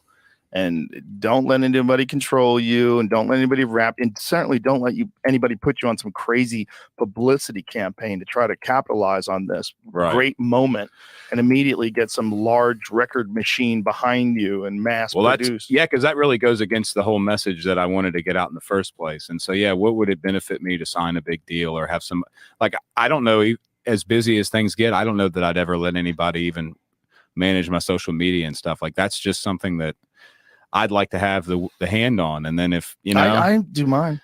I do all mine. Yeah. I don't. Well, again, when you are older and more prepared to understand what is going to come with all of this, then that's a very different a very different situation than a kid who just, has a talent for acting or singing or dancing or whatever it is, and then this fame is thrust upon them without understanding what comes with that. Again, adults have the same issue. Try Guy Travel says half have been we're talking about he said just look at all the child Disney stars who couldn't handle fame. Half have been arrested or addicted to drugs or both. It's not a good life because it doesn't allow you to develop in the way that we're supposed to develop. Now, I don't think it's necessarily the worst thing in the world that we should not have any child stars ever. I don't think it's that serious, but it's something that, a parent, you definitely need to have something. I don't know. I mean, I've never been in an industry like that, so I don't know exactly, but you have to have some buffer so that you can replicate a somewhat normal type of life for your child, despite the fact that they're not going to have a normal life. I don't let anybody do my shit. Well, That's I think like just ridiculous. with your, like we talked about earlier, your show. I think Joe is kind of he's been famous for so long that he's forgotten what it's like to become famous. Like he hasn't not been famous in 20 years. So he's kind of downplaying this, but it's like, bro, no. It really is like a big shift. You've been able to sit here in your studio for the last 5 years. And then before that, you did a different studio. And before that, you did a different studio. And before that, you were famous for going on stage and doing the podcast and UFC and all that stuff. But he was just some guy in the backwoods of West Virginia. It's not the same life. About earlier, your show in general, the reason people watch it isn't, you could add more people in and have more special effects and lights and what, figuratively speaking, like you could make this into something bigger than what it already is, but it would just take away. Like sometimes the more you add, the more you take away. It's the fact that you have conversations with people that you're genuinely interested in. Like we don't have enough real conversation anyway in the world. Like we have facts. And who remembers when in the world before people assumed that Joe Rogan was some right-wing, some right-winger. And people appreciated that he just liked to have conversations with a wide range of people. And then everything got politicized, and well, he's not completely saying all the things that we love on the left, so he's a right-winger. Sad. Like we have very little. I had never had a Twitter account, and so I made one a couple weeks ago to like start uploading. Everybody's, oh, you got to get on X and upload all the stuff. And within like a week, I'm like, okay, I get it. Like, yeah. It hits you fast. Out. Yeah, I don't read any of my stuff on Twitter. I do post occasionally. What I do like to do is repost things that I think are interesting. I do like that. Yeah, well, thanks. I appreciate it. Well, that's what Instagram I put that up on. Okay, yeah. Yeah, but yeah, a lot of people. All right, so I think that's a pretty good place to kind of put a pin in this. So like I said, we're about not quite halfway through, and we're going to continue in the Discord in the after show stage channel. Like I said, it is free to join. The link is below. I can drop it again here one more time. Definitely come over, and we're building a community, guys. It's not just about talking about this stuff. It's about bringing people together who are willing to step up, people who are willing to stand up for what they believe in. If you're one of those people, you belong in our community. Even if you just want to support that, you also belong in our community. So I want to thank you guys so much for hanging out. Big shout out to the sponsor of the stream, Indie Film. Thank you so much appreciated. And even if you can't donate, guys, I know that, not everybody is in the position to do so, but just the fact that you're spending time here with me and like Rogan was saying, there's a million other people that are live right now. There's a million other things that you could be doing. And the fact that you've chosen to be here with me, that is awesome. It makes me, feel like I'm doing the right thing. And that's all I want, is to do the right thing. So again, if that's you guys, come and join us in the after party. But again, I really appreciate you guys. And I think this is an important conversation. I think it's important to understand this is a way for us to get our finger on the pulse of the nation. Why are people into this? Why are people into this song? Why are people into this guy? What's going on? So thank you so much for hanging out with me. Once again, this is Morty, and I have been your host, Lutch, aka the Indian Jesus, here to resurrect the second coming of common sense. Until next time, guys, I am out of here. Peace.